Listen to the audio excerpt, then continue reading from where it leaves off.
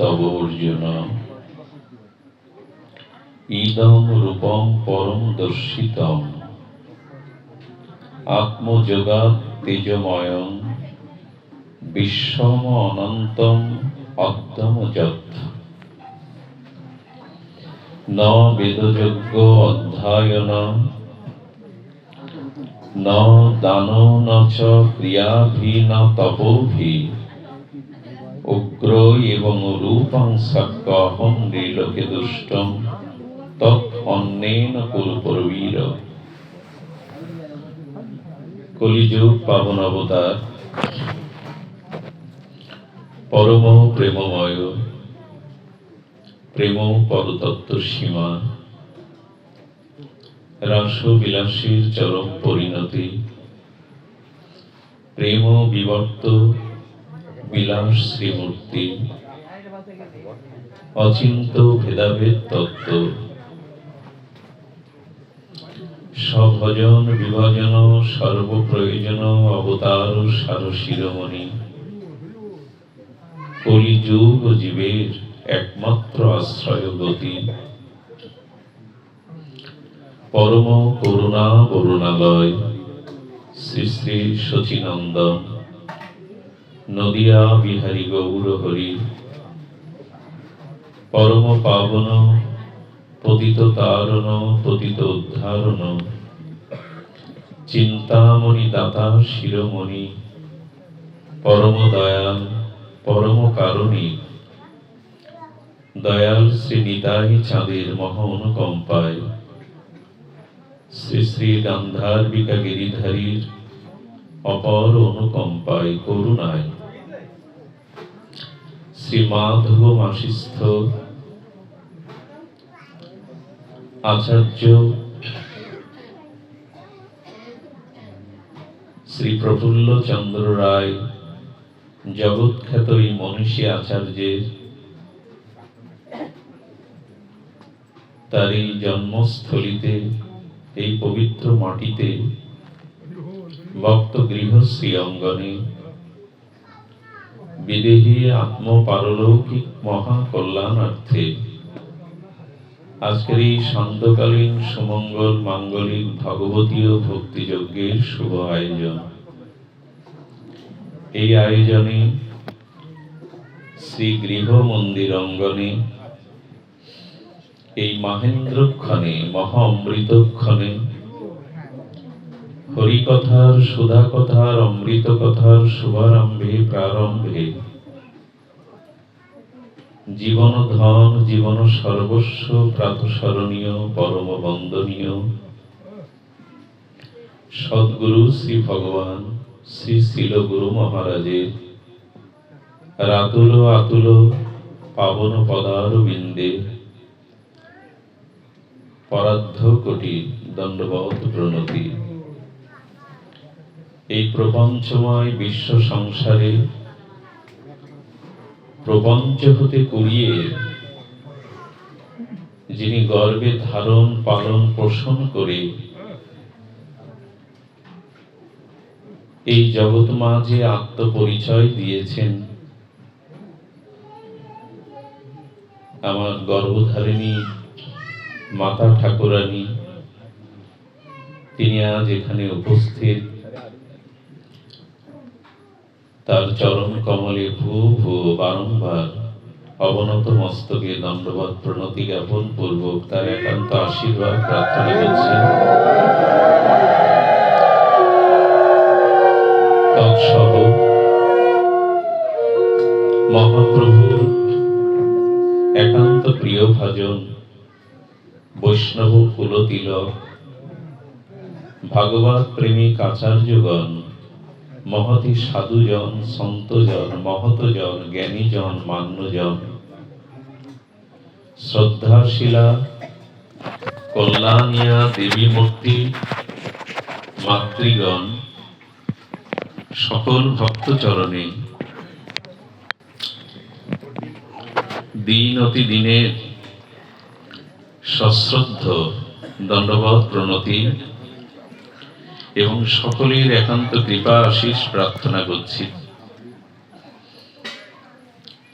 শ্রী ভগবান উবাচ অখণ্ড পরতত্ত্ব স্বয়ং ভগবান গীতা মুখে বলছেন ময়া প্রসন্নেন তব অর্জুন ইদম রূপম পরম দর্শিতম আত্মযোগাৎ তেজময়ং বিশ্বম অনন্তম আদ্যম যৎ মে তৎ অন্যন দুষ্ট পূর্বম। হে অর্জুন, হে সখা, তুমি ধ্যানপূর্বক শ্রবণ করো। আত্মযোগস্থ বিস্মাত্মক অনন্ত অনাদি তেজময় আমার যে অচিন্তনীয় রূপ ঐশ্বর্য, এটি কোন তপস্যার বলে, যজ্ঞর বলে, সাহাধ্যায়ের বলে কোনো কিছুতেই দেবতা অন্যান্য কেউ আমার এই পরম স্বরূপকে দর্শন করতে সক্ষম নয়। আজ পর্যন্ত পূর্বে এই রূপ কেউ দর্শন করার সৌভাগ্য পায়নি। এবং বলছেন না ন বেদযোগ্য অধ্যায়ন, বেদ পাঠের দ্বারা, যজ্ঞের দ্বারা, সাহাধ্যায়ের দ্বারা, তপস্যার দ্বারা আমার অচিন্তনীয় এই ঐশ্বর্য বিচিন্ত অনিন্ত এই রূপ কেউ দর্শন করতে পারেনি। এখন ভগবানের যে অনন্ত বিভু, অনন্ত অনন্ত বিভু, এটি জানা কারো পক্ষে সম্ভব নয়। বিভু ব্রহ্মের প্রতিপাদক শব্দ। বিভু মানে অনন্ত, বৃহৎ, যাকে জানা, যাকে জ্ঞাত হওয়া সম্ভব নয়। বিভু চারটি বস্তু। আত্মা বিভু, অনাদি অনন্ত শাশ্বত অজর অব্যয় চিন্ময় শাশ্বত চিরন্তন আত্মা বিভু, একটি সত্তায় অনন্ত কোটি জীবের মধ্যে সত্তায়িত হয়ে যিনি অবস্থান করছেন একই সাথে। আত্মা হলো বিভু, অনন্ত। বিভু হলো আকাশ। আমরা যে নীল নীলিমা বা নীল আকাশ দেখি, আকাশের কোনো রং নেই। আকাশ মানে শব্দ গুণকত্তম আকাশম, যেখানে শব্দ ধ্বনিত হয় তাকে বলে আকাশ। আকাশ মানে শূন্য স্থান, যেখানে শূন্য স্থান না থাকলে শব্দের আদান প্রদান। শঙ্কের মধ্যে শূন্য স্থান আছে বিদায় শঙ্কের ধ্বনি হয়। তো আত্মা হলো বিভু, ব্যাপক, অনন্ত, যার সীমা বা পরিসীমা দেওয়া যায় না। আকাশ হলো বিভু, যার কোনো অন্ত নেই। বিভু হলো কাল। কাল মানে সময় হলো বিভু, এক অখণ্ড সময়, এটি অনন্ত। আমরা আমাদের ব্যবহারিক সুবিধার্থে বৎসর, যুগ, মাস, ঘন্টা, সপ্তাহ, কাল, মাস, সেকেন্ড, ল এগুলি ভাগ করে নিয়েছি। কালের কোনো সময় নির্ধারণ, কাল হলো অনন্ত। আর দিক হলো অনন্ত। রাধাকুণ্ডের পূর্ব দিকে দাঁড়িয়ে পশ্চিমে দেখালে ওটা পশ্চিম দেখা যায়, আবার পশ্চিম দিকে দাঁড়িয়ে পূর্ব দিক দেখলে ওটা পূর্ব দেখা যায়। এই জন্য দিক ও অনন্ত, দিক ও বিভু, এই চারটি বস্তু জগতে বিভু মানে অনন্ত, অপরিসীম, যাকে পরিমাপ করা। তো আত্মা যদি বিভু হয়, কাল যদি বিভু হয়, আকাশ যদি বিভু হয়, দিক যদি বিভু হয়, এই বিভুরও পরম বিভু অনন্ত অনন্ত সেই অখণ্ড অনন্ত পরম ব্রহ্মা তার সীমাকে দিতে পারে। এক আকাশের সীমা আমরা পাবো না, আত্মার সীমা পাবো না, সেই অনন্ত বিভু সত্তা তার কি করে সীমা পাবো?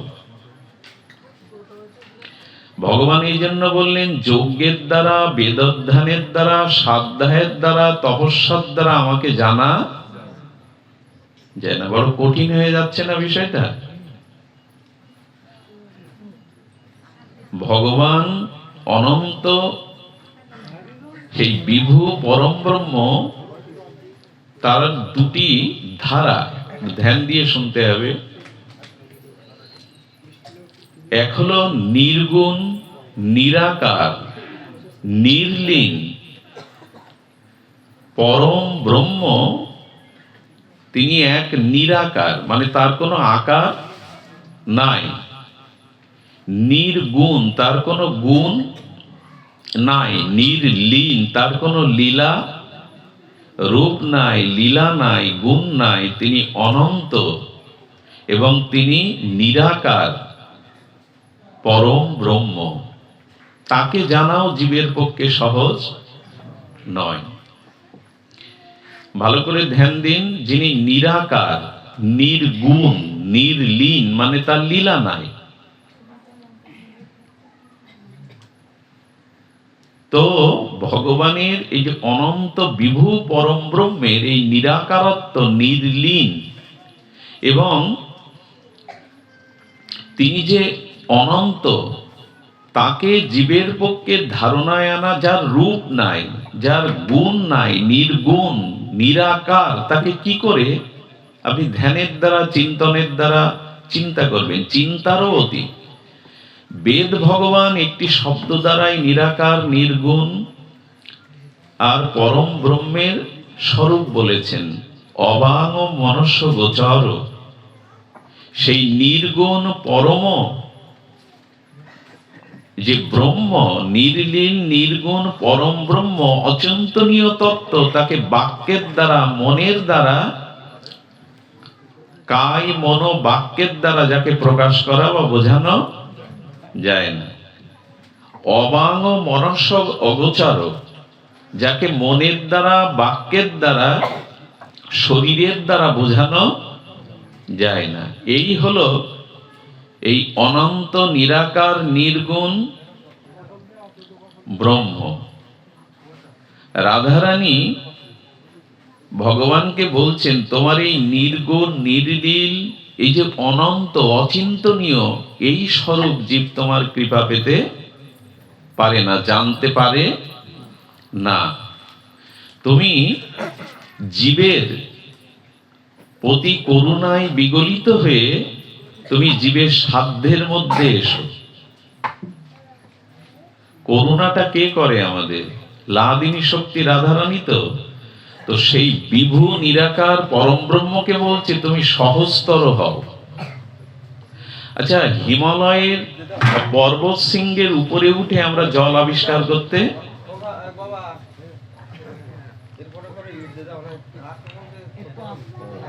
তো আমরা হিমালয়ের ঊর্ধ্ব দেশে উঠে ওখানে খুঁড়ে টুড়ে জল আবিষ্কার করতে পারবো তো? কিন্তু ওই শৃঙ্গ বা পর্বত শৃঙ্গ থেকে স্বচ্ছ সলিল ধারায় ঝর্ণা হয়ে নিচে আসে। তো যখন ঝর্ণার জলধারা হয়ে নিচে আসে, তখন আমরা সেই পর্বতের বা হিমালয়ের শৃঙ্গের জলধারায় স্নাত হতে পারি, সিক্ত হতে পারি, জলকে স্পর্শ করতে পারি। পর্বতের উপরে উঠে জল আবিষ্কার করে স্পর্শ করা সম্ভব নয়। তেমনি রাধারানী বলছেন, তুমি জীবের কারণ্য বা করুণার কারণে সহজতর হও, অনুগ্রহ করো জীবকে, নাহলে জীব তোমাকে জানতে বুঝতে যা যজ্ঞের দ্বারা, বেদাধ্যয়নের দ্বারা, তপস্যার দ্বারা, সাধনার দ্বারা জানা যায় না। তোমার রূপ নেই, তোমার গুণ নেই, তোমার লীলা নেই, সেই নির্গুণ নির্লীন কি করে জানবে? আমরা জানতে পারবো কি? রাধারানী তিনি বলছেন তুমি সহজতর হও। তো সেই অনন্ত পরম ব্রহ্ম বিভু তখন নিরাকার থেকে আকার হলেন। জলটা বরফ হলো, জলের আকার নাই কিন্তু জলটা বরফ হলো, রূপ নিলেন, নিরাকার আকার হলেন। কিসের জন্য? আমরা তাকে নিরাকারে ওই অচিন্তনীয় পরম তত্ত্বে জানতে, অনুভব করতে পারবো না। এগুলো জীবের প্রতি অনুগ্রহ করবার জন্য, জীবের প্রতি করুণা করবার জন্য তিনি করলেন। যিনি ছিলেন নিরাকার তিনি হলেন, দার্শনিক কথা বলতে গেলে ঘুম পাবে, এই কথা জানতে হবে, খুব মার্মিক বিষয়। করুণার কারণে যিনি নিরাকার তিনি কি হলেন? আকার হলেন। যেমন জলের আকার নাই কিন্তু জলটা শীতলীকরণ যোগে বরফ হয়, তখন একটা আকার হয়। তো যিনি নিরাকার তিনি আকার হলেন, এবং যিনি নির্গুণ তিনি অনন্ত গুণ সম্পন্ন হলেন। যিনি নির্লীন অর্থাৎ যার কোনো লীলা নেই তিনি অনন্ত লীলা প্রকাশ করলেন। গীতার দ্বাদশ অধ্যায়ে ভগবান বললেন নিরাকার ব্রহ্মের উপাসনা জীবের পক্ষে অধিক ক্লেশকর, কষ্টকর, প্রায়শ সম্ভব নয়। তো সেই ভগবান তিনি সাকার হলেন এবং তিনি লীলাময় হলেন, সচ্চিত আনন্দময় হলেন। কিন্তু এভাবেও ভগবানের পরিচয় বেদ উপনিষদ দেয়নি। সেই নিরাকার পরম ব্রহ্ম যখন সগুণ সাকার হলেন, সেই সগুণ সাকার পরম বিভু অনন্ত স্বয়ং ভগবানের আবার, ভগবান না স্বয়ং ভগবানের আবার চতুর্ভুহ। চতুর্ভুহ মানে এদিকে ধ্যান দিন, ভগবানের সেই পরম যিনি, অনাদির আদি যিনি, সর্বকারণের কারণ যিনি, সেই সগুণ স্বয়ং ভগবানের চতুর্ভুহ। এই চতুর্ভুহ হলো বাসুদেব, প্রদ্যুম্ন, অনিরুদ্ধ, সংকর্ষণ। একই অনন্ত পরম ভগবান, পরমাত্মার পরাবস্থা স্বয়ং অখণ্ড পরতত্ত্ব ভগবান চতুর্ভুহ হলেন। কি কি? বাসুদেব, প্রদ্যুম্ন, অনিরুদ্ধ, সংকর্ষণ। এরা কারা? দেখুন, হরিকথা, ভাগবত কথা সাধারণ কোনো কাহিনী নয়। হরিকথাকে বুঝতে গেলে স্বয়ং ভগবানের তত্ত্বটা আগে তত্ত্বের দ্বারা, যে ব্যক্তি তত্ত্ব তো তত্ত্বের দ্বারা জানতে হবে। এখন মানুষ কঠিন বিষয়কে বুঝতে না পেরে, ধরতে না পেরে, তার আগ্রহ, যে বস্তু আমি বুঝি না, জানি না, প্রবেশ করতে পারছি না, তাতে আগ্রহ হারিয়ে ফেলে। এই জন্য মানুষ সহজ করে ভগবানকে জানতে চায়, বুঝতে চায়। তবে সেই সহজটা সহজ করে বললে শাস্ত্রে যেভাবে নিরূপণ করেছেন সেভাবে সম্ভব নয়। আমাদের তত্ত্বের দ্বারা ভগবত মহিমাকে জানতে হবে। তাহলে অখণ্ড পরতত্ত্ব স্বয়ং ভগবানের, যিনি অনাদির আদি, সর্বকারণের কারণ, যিনি সমস্ত সৃষ্টির বীজ স্বরূপ, নিধানম বীজম অব্যয়ন।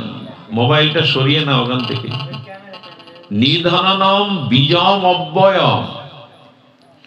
তো এই সমস্ত অনাদিরে আদি, সর্বকারণের কারণ, সর্ববীজেরও বীজ, সৃষ্টির আদি বীজ ও কারণ সেই ভগবানের চতুর্ভুহ। প্রদ্যুম্ন কাকে বলে? লক্ষ্য করুন, আমাদের এই বিশ্ব ব্রহ্মাণ্ড অনন্ত। এই পৃথিবীটা একটা পৃথিবী নয়, এক একটি গ্রহ নক্ষত্র এই পৃথিবীর কোটি কোটি গুণ বৃহৎ।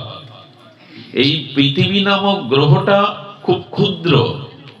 এরকম সৌরজগৎ বলছে এরকম অনন্ত কোটি বিশ্ব ব্রহ্মাণ্ড।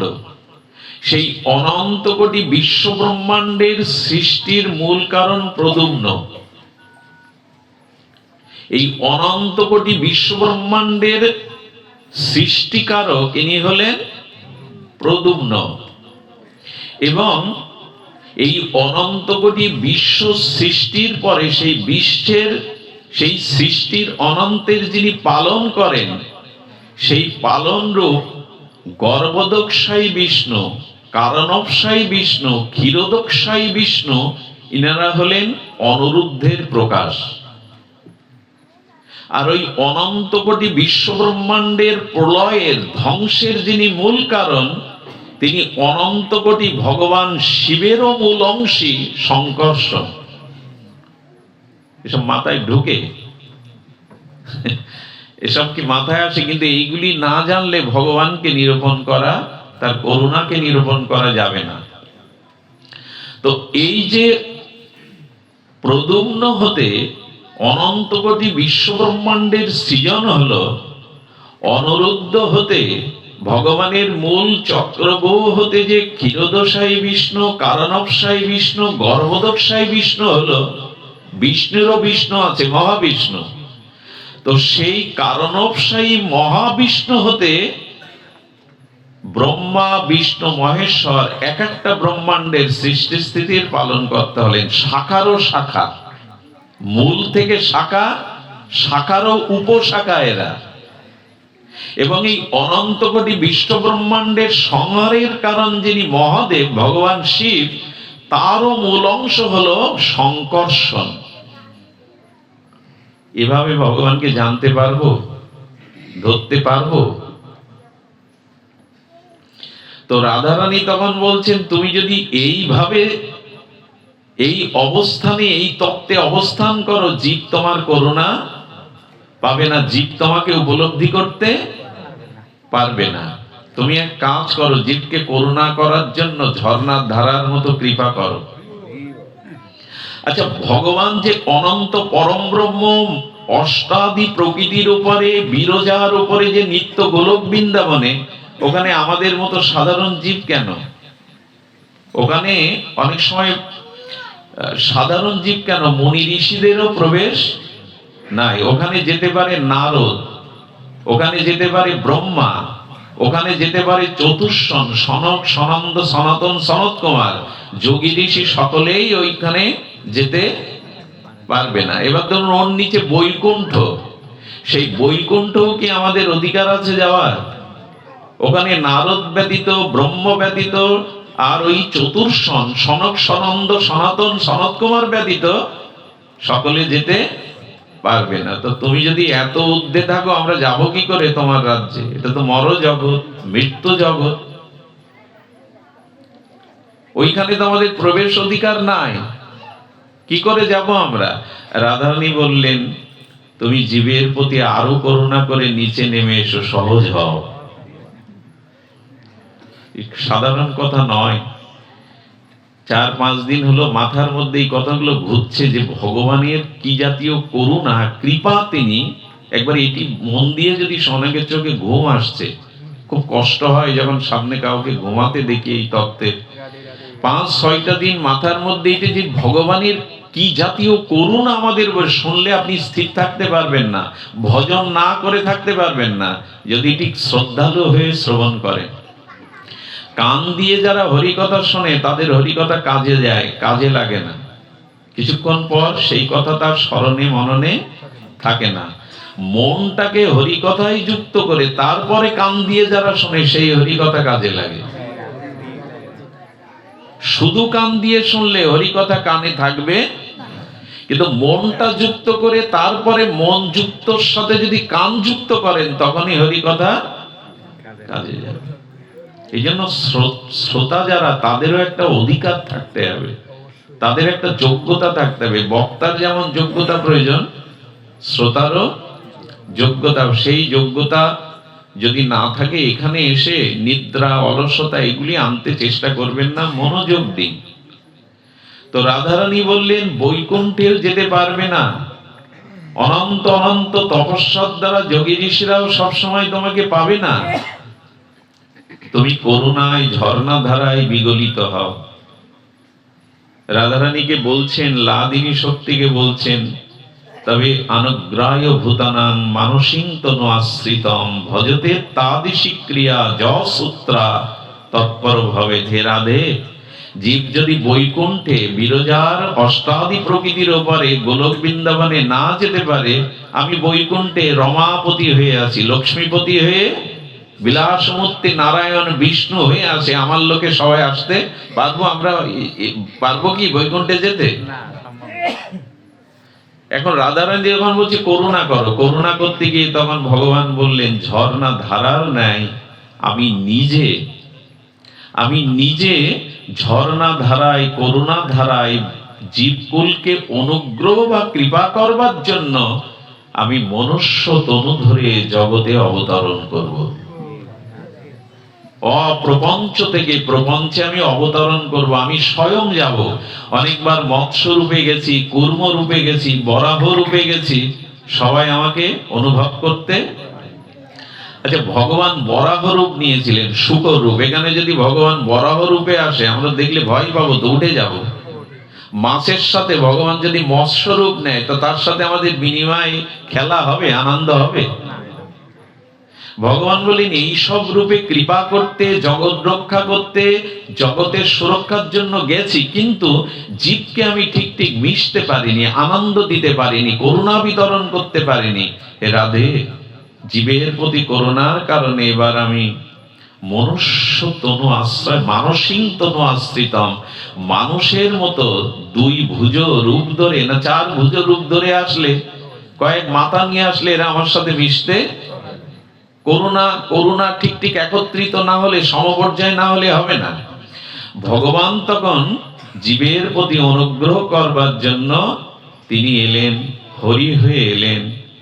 ত্রেতাতে অযোধ্যায় সরজুর তীরে কৌশল্যা নন্দন হয়ে, দশরথ তনয় হয়ে, আর তিনি এলেন মর্যাদা পুরুষোত্তম। ওই ভগবান আবার সরজু থেকে, অযোধ্যা থেকে ঘনশ্যাম হয়ে, শ্যাম সুন্দর হয়ে ব্রজমণ্ডলে এলেন।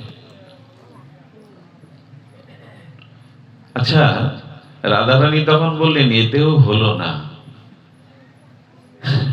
তোমার করুণাটা সবার জন্য এখানে বিতরণ।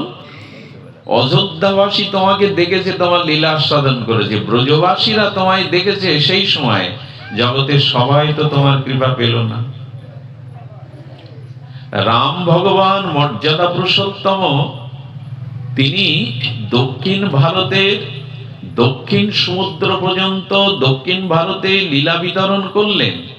শ্যাম সুন্দর মদনমোহন সচ্চিদানন্দ ঘন ত্রিভঙ্গ মুরারি ঘনশ্যাম, তিনি বৃন্দাবনের যমুনা হতে পশ্চিম সাগর তীরে দ্বারকা পর্যন্ত লীলা বিস্তার করলেন। আপামর সকলে তো তারা পেল না, ওইখানে যারা ছিল, ওইখানে যারা জন্মেছিল, ওইখানে যারা দেখেছে, তারা কৃপা পেল। বলে, তোমার কৃপাটা একটি জায়গায় সীমাবদ্ধ হয়েছে, এটা বিস্তার করো। যমুনা বলছে, আমার কত গর্ব, আমাতে জলকেলি করেছেন, আমার তীরেই গোবিন্দের লীলা। সরজু বলছে, প্রভু তুমি আমাতে অবগাহন করেছো, সরজুতে লীলা করেছো। গঙ্গা কাঁদছে, কই তুমি আমার কাছে তো এলে না। গঙ্গার তীরবাসী তোমার লীলা হতে, তোমার করুণা। গঙ্গা বলছেন, আমি যমুনার ভগ্নী, কিন্তু আমি তোমাকে পেলাম না, নৌকা বিহার, জল কেলি, এটা তো পেলাম না। এই বঙ্গদেশকে করুণা করবার জন্য, গঙ্গাকে ধন্য করতে, আমাদের কারণে সেই রাধা কৃষ্ণ মিলিত হয়ে আবার গৌর এলেন। আমাদের এই অঞ্চলে কোথায়? মথুরায় যেতে পারে? এখানে সবাই কি মথুরায় গেছেন? বৃন্দাবন দর্শন সবার পক্ষে।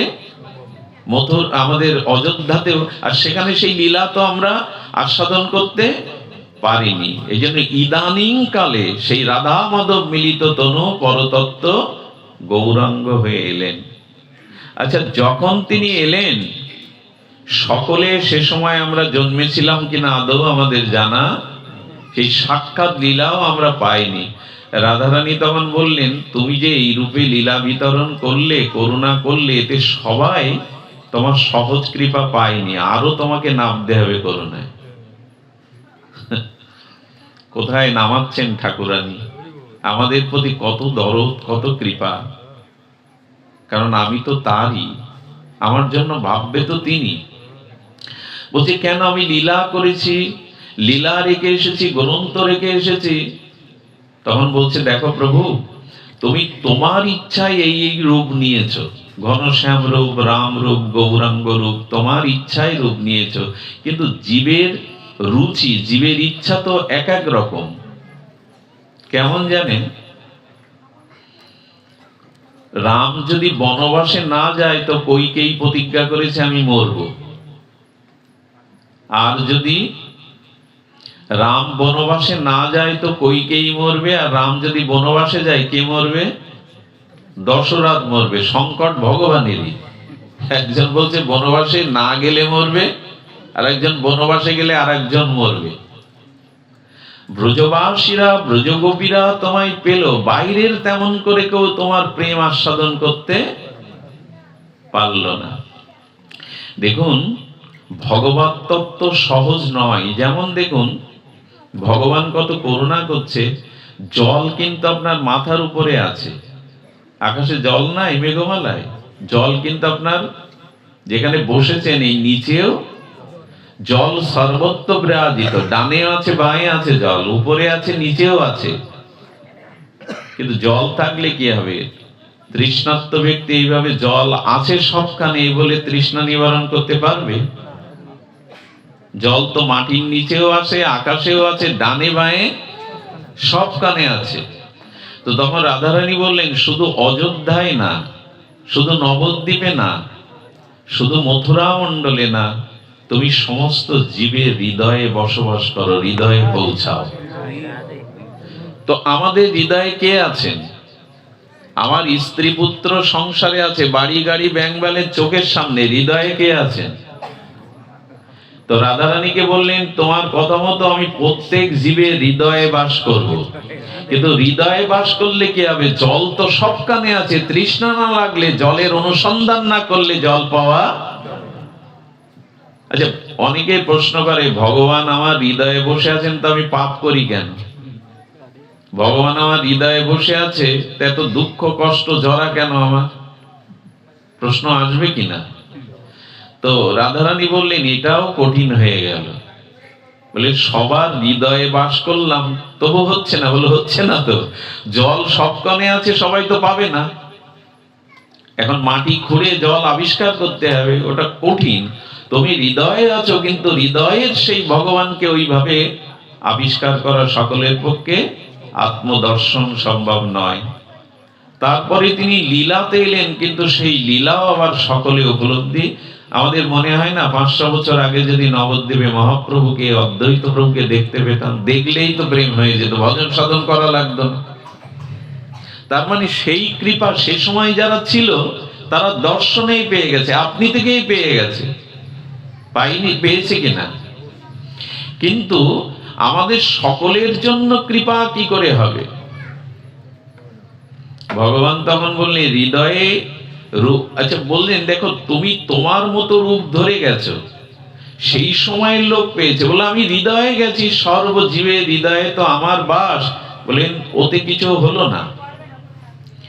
জীব সাধন ভজন করে তত্ত্ব জেনে আবিষ্কার করবে তোমায়, সেটা আরো কঠিন হয়ে গেল। তুমি হৃদয়ে থাকতেও জীব মরে, জীব দুঃখ পায়, কারণ অনুসন্ধান সকলে করতে পারে না, চায় না। রাধারানী তখন বললেন তোমাকে আরো সহজ হতে হবে। বলে কিরকম সহজ? কথাটি খুব মার্মিক কথা, যদি হৃদয় দিয়ে শোনেন। বললেন তুমি তোমার ইচ্ছায় রূপ ধরে জগতে গেছো, এবার তুমি আরেকটি কৃপা করুন। কারণ এক একজনের রুচি এক এক রকম, এক একজনের ভাব এক এক রকম। তুমি ভক্তের যা ইচ্ছা সেই রূপ ধরো।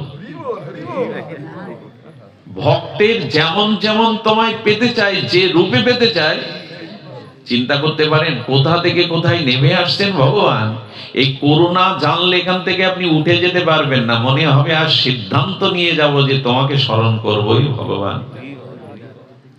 যথার্থ রূপে শ্রবণ করলে ভগবান রাধারানী তখন বলছেন তোমাকে ভক্তের ভব্য ভক্তি ভাবনা দ্বারা সেখানে সেইভাবে যেতে হবে।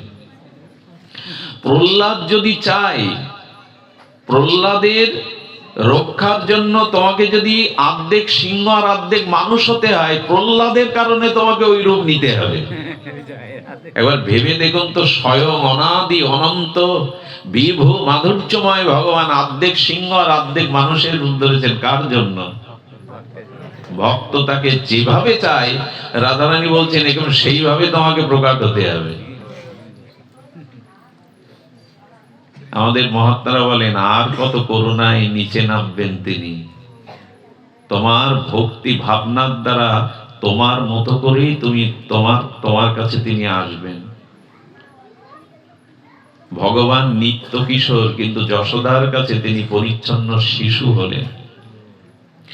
কর্তম অকর্তম অন্যথা কর্তম সর্বদা কর্তম ভগবান, কিন্তু তার করুণা দেখুন। কর্তম অকর্তম অন্যথা কর্তম মানে যা অসম্ভব সেটাও ভগবান করতে পারেন, আর যেটা সম্ভব সেটা নাও করতে পারেন। এই কথাটা পরস্পর বিরোধী হয়ে গেল না? অসম্ভব কোনটা? মৃতকে প্রাণ দান করা অসম্ভব কিনা? বিজ্ঞানীরা পারলো কিনা আজ পর্যন্ত? পারেনি। কিন্তু গোবিন্দ তার গুরু দক্ষিণা দিতে গিয়ে সন্দীপনী মুনির গুরুর ৬টা মৃত সন্তানকে তিনি প্রাণ দিয়ে জীবিত করে গুরু দক্ষিণা দিলেন। এটা ভগবানের পক্ষেই সম্ভব। আচ্ছা, ভগবানের পক্ষে আবার অসম্ভব কেবল অসম্ভব আছে, কর্তম অকর্তম। কর্তব্য তার পক্ষে সম্ভব, কিন্তু তিনি করেন না। কেন করেন না? যে ভগবান গিরিরাজ ধারণ করলেন কনিষ্ঠ অঙ্গুলিতে, তাকে নন্দ বাবা বলছে কানাই আমার পাদুকা জুতো দোকানে নিয়ে, গোবিন্দ বইতে পারছে না জুতোর ভার। সম্ভব হলেও এখানে বাৎসল্য লীলায় সম্ভব করতে পারছে না। এরই বলে ভগবান। কর্তম অকর্তম অন্যথা কর্তম সর্বদা কর্তম ভগবান। রাধারানী বললেন ভক্তের ভব্য ভাবনা দ্বারা তোমাকে সেই রূপে যেতে হবে, প্রস্তুত হও। প্রহ্লাদের জন্য যদি নৃসিংহ রূপ ধরতে হয়, ধরতে হবে। দ্রৌপদীর জন্য যদি কাপড় রূপ ধরতে হয়, তবু বস্ত্র অবতার হতে হবে তোমায়। এই কথাগুলো শিহরণ হওয়ার মতো না।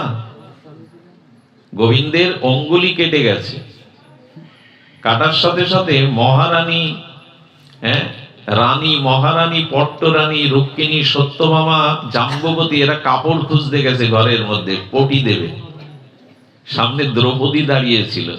দ্রৌপদী রেশমি কাপড়টা ফাল করে ছিঁড়ে ফেললেন, তড়ি ঘড়ি ওখানে ব্যান্ডেজ দিয়ে দিলেন।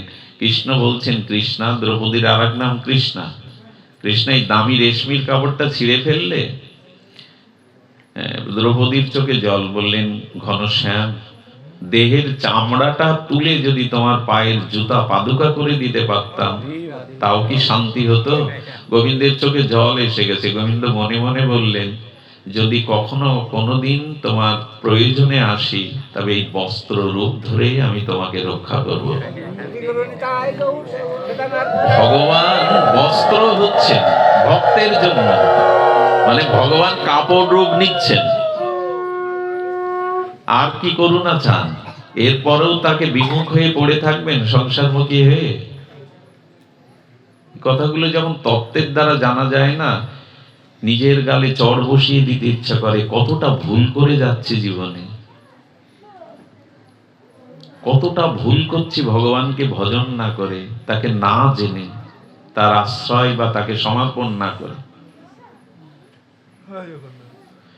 পৃথিবীর 84 লক্ষ জীব নিচয় আছে, তার মধ্যে কাকভূষণ্ডী এই 27 কল্প যার পরমায়ু, ওই ব্রহ্মজ্ঞ, সেই কাকভূষণ্ডীকে প্রশ্ন করছেন ভক্তরাজ গরুর যে সব প্রাণীর শরীর আছে, তার মধ্যে কোন শরীর শ্রেষ্ঠ? আছে না, বাঘ, ভাল্লুক, মাছ, হিংস্র জীব জন্তু, গাছ গাছে সবার তো একটা স্বরূপ আছে, দেহ আছে। এই দেহের মধ্যে কোন দেহ শ্রেষ্ঠ? রামচরিত মানুষে রামচন্দ্র বলেন বড় ভাগা মানুষ তন পায়া। বললেন অনন্ত জীব নিচয়ের মধ্যে, অনন্ত শরীরের মধ্যে মনুষ্য শরীরটাই হলো শ্রেষ্ঠ। কেন শ্রেষ্ঠ? বাঘ হাতির শরীর শ্রেষ্ঠ না? এত মূল্যবান তারা? বললেন না, কারণ মানুষের শরীরেই কেবল বিধাতা কৃপা করে তাকে ভজনের জন্য জ্ঞান বিবেক দিয়েছেন, যেটা অন্য প্রাণীকে। শুধু জ্ঞান বিবেক দিয়েছেন কেন জানেন? জ্ঞানের দ্বারা, বিবেকের দ্বারা, ত্যাগের দ্বারা যাতে এই মৃত্যুময়, জরাময়, কষ্টময়, অভিশপ্ত সংসার হতে আমরা ভগবানের কাছে ফিরে যেতে পারি। অন্য কোন শরীরে ভগবানের কাছে ফিরে যাওয়া যাবে না, এই জন্য তাদের ভিতরে গোবিন্দ জ্ঞান বা বিবেক এমন করে দেয়। মানুষের শরীরটা জ্ঞান প্রদান। আচ্ছা, এই যে এত ওষুধ আবিষ্কার, বিমান আবিষ্কার, এত অস্ত্র আবিষ্কার, এসবগুলো অন্য শরীরে হয়েছে না মানুষের শরীরে হয়েছে? এরা জ্ঞানী তো, এবং এরা বিবেক প্রধান, এদের বিবেক আছে। অন্য প্রাণীদের বিবেক এতটা জাগ্রত নয়, অন্য কোন শরীরে এতটা বিবেক জাগ্রত নয়। আর এই জ্ঞান আর বিবেক দিয়েছেন ভগবান। এই জ্ঞান এবং বিবেক বিবেচনার দ্বারা তুমি যাতে মুক্তি, মোক্ষ বা আমার কাছে ফিরে আসতে পারো, আর যাতে জন্ম মৃত্যু চক্রে তোমার অভিশাপ ভোগ করতে না হয়। এই জন্য দেবতারাও পর্যন্ত এই ভূখণ্ডে একটা মনুষ্য শরীর পাওয়ার জন্য ভগবানের কাছে কাতর হয়ে প্রার্থনা করে। আমরা যাদের পূজা পার্বণ করি না দেবদেবী, তারা ভগবানের কাছে প্রার্থনা করছে যে এই ভূখণ্ডে ভজনযোগ্য একটা মানুষের শরীর আমাদের। এই জন্য বলা হয় এটা দেব দুর্লভ, এটা দেবতাদেরও দুর্লভ। কি অবাক বিষয়, সেই শরীর পেয়ে, সেই জ্ঞান বিবেক পেয়েও আমরা নিজের কল্যাণ করার চেষ্টা, নিজের উদ্ধারের চেষ্টা করলাম না। কত বড় ব্যর্থ বলুন তো আমি। এবং ভগবান বলেন এই সুযোগ আমি বারবার তোমায় দেব না। এই যে মনুষ্য শরীর পেয়েছো, জ্ঞান বিবেক প্রধান পেয়েছো, এই সুযোগ কিন্তু তুমি বারবার এটা কাজে লাগাও। এটা বড় ভাগ্য ফলে পেয়েছো। যদি বলেন ভাগ্য কি? যাগ যজ্ঞ পুণ্য কর্ম দান ধ্যানের দ্বারা পেয়েছে বলে এর দ্বারাও মনুষ্য শরীর পাওয়া। আপনি যজ্ঞ করলে, দান করলে, পুণ্য কর্ম করলেও মনুষ্য শরীর পাবেন না। তা কেন পেয়েছেন? বলো অনন্ত কোটি জন্ম মৃত্যু চক্রে জীব কষ্ট পাচ্ছে, এই দেখে ভগবানের করুণা হয়েছিল। আর সেই জীবের জন্ম মৃত্যু কষ্ট থেকে নিষ্কৃতি দেওয়ার জন্য গোবিন্দ বললেন যাক, এর কোনো স্বীকৃতি নেই, তবু ব্রহ্মারও দুর্লভ, দেবতাদেরও দুর্লভ, আমি ওকে মনুষ্য জন্ম দিয়ে দিলাম। এই জন্মটা কাজে লাগান, সময় কিন্তু সংকীর্ণ হয়ে আসছে। আচ্ছা, এর মধ্যে এমন কেউ আছেন যে 2 মিনিট পর আমার জীবনে কি ঘটবে, আমার প্রারব্ধে কি আছে, ভগবান আমায় কি করবেন বলতে পারেন? 2 মিনিট কেন, এই যে আমি কথা বলছি না, এক্ষুনি আমার হার্টবিট বন্ধ হয়ে যেতে পারে এই মুহূর্তে। যে আমি 1 মিনিট পর আমার জীবনে কি ঘটতে যাচ্ছে, এটা কি আপনি আমি জানি? তো এত নিশ্চিন্ত হয়ে বসে থাকা যায়? বাচ্চাগুলিকে সরান, বসে থাকা যায় কি? 1 মিনিট পর আমার জীবনে ভবিতব্য কি ঘটতে যাচ্ছে, আমি এত নিশ্চিত বসে থাকা যায়? গোবিন্দ তখন বললেন, রাধানে বললেন, কৃপা করো, জীবের ভক্তের ইচ্ছা অনুযায়ী তুমি আবির্ভূত হও। আচ্ছা, সব জীবের তো আর প্রহ্লাদের মতো ভাগ্য নেই যে আমার কারণে নৃসিংহদেব হবেন ভগবান। রাধারানী বললেন, তো সব জীব তো ভক্তির দ্বারা, প্রেমের দ্বারা তোমায় প্রকাশ করতে পারবে না, তুমি আরো নিচে নামো, আরো করুণা করো, তুমি আরো কৃপা করো।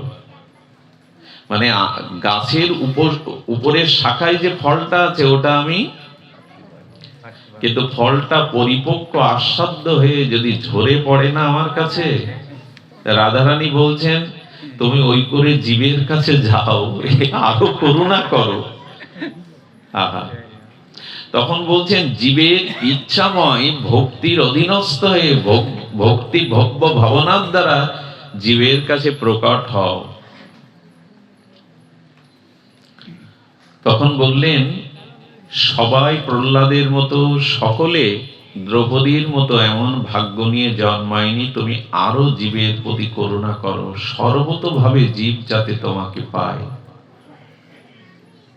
রাধারানী যেন বলতে চাইছেন, প্রতিটি ঘরে ঘরে যেন তোমাকে পায়। ঘরে প্রবেশ করো, একদম তার বাড়িতে গিয়ে, ঘরে গিয়ে ওঠো, তার নিকটে যাও। গোবিন্দ তখন বললেন, হ্যাঁ, ভক্তের ভব্য ভাবনা এক এক রকম, আমি তার মতো করে প্রকট হব। আর তোমাকে কথা দিচ্ছি হে শ্রীজি, হে রাধারানী, আমি জীব আমার কাছে না আসুক, আমি জীবের কাছে যাব। জীব আমাকে না দেখুক, আমি জীবকে দেখার জন্য চক্ষু মেলে তার দিকে চাইব। জীব আমার জন্য না কাঁদলেও আমি তার জন্য কাঁদব। রাধারানীর করুণাতে গোবিন্দ বললেন, এবার আমি অষ্টা বিগ্রহে ঘরে ঘরে যাব। কথাটি খুব মূল্যবান। এই যে আমাদের ঘরে নিতাই গৌরের যে বিগ্রহ আছে, মূর্তি বিগ্রহ, এগুলি স্বয়ং ভগবানের থেকে আরো বেশি কৃপালু। খুব ধ্যান দিয়ে কথাটি শুনতে হবে। আমাদের ঘরে যে নিতাই গৌর, রাধা মাধব আছে না, এগুলি স্বয়ং ভগবানের থেকে আরো মহিমাপূর্ণ। কথাটা কেমন শোনালো না? হাতি, ঘোড়া, মশা, মাছি, পাপি, তাপি, অসুর, দেবতা সবাই তো বিগ্রহ দেখতে পাই ঘরে। ভগবানকে ভেবে দেখা যাবে তো? যদি বলেন ওই ভগবান আর এই ভগবান পার্থক্য আছে, আদৌ নয়। অষ্টা বিগ্রহে আর স্বয়ং ভগবানই কোনো পার্থক্য। বোঝা যায় কি কথাগুলি? স্বয়ং সচ্চিদানন্দ ভগবান আর রাধা মাধবের অষ্টা বিগ্রহ রূপে ভগবানের কোনো পার্থক্য নেই, বরঞ্চ স্বয়ং ভগবানের একটা অপূর্ণতা আছে, অষ্টা বিগ্রহের অপূর্ণতা নাই। সেটা কেমন? স্বয়ং ভগবান সবসময় অবতীর্ণ হতে পারে না, স্বয়ং ভগবান সবাইকে সবসময় কৃপা করতে পারে না, কিন্তু অষ্টা বিগ্রহ আমাদের ঘরে দাঁড়িয়েই আমাকে কৃপা করতে পারে। যোগ্যতা না থাকলে স্বয়ং ভগবানকে দেখা ন বেদ যোগ্য অধ্যায়ন ন দানং ন চ ক্রিয়াভি তপভি। অর্জুনকে বলছেন, এমন করে আমাকে জানা বোঝা যায় না। ঈশ্বরের কৃপালে সহিত যাহারে, সেই সেই ঈশ্বর তত্ত্ব জানিবারে বা বুঝিবারে। শ্রীকৃষ্ণ সবসময় অবতীর্ণ হবে, রামচন্দ্র ভগবানকে সবসময় আপনি দেখতে পাবেন, সে যোগ্যতা আমার আছে।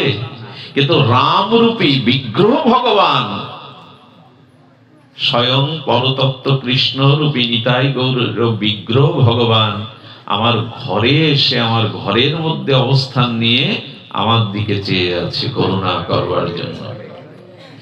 কখনো যেন এরূপ ভাববেন না যে স্বয়ং কৃষ্ণের সাথে এই বিগ্রহ কৃষ্ণের পার্থক্য আছে। বরঞ্চ একটা শব্দ কিন্তু আমি উচ্চারণ করেছি, স্বয়ং ভগবানের একটা অপূর্ণতা আছে।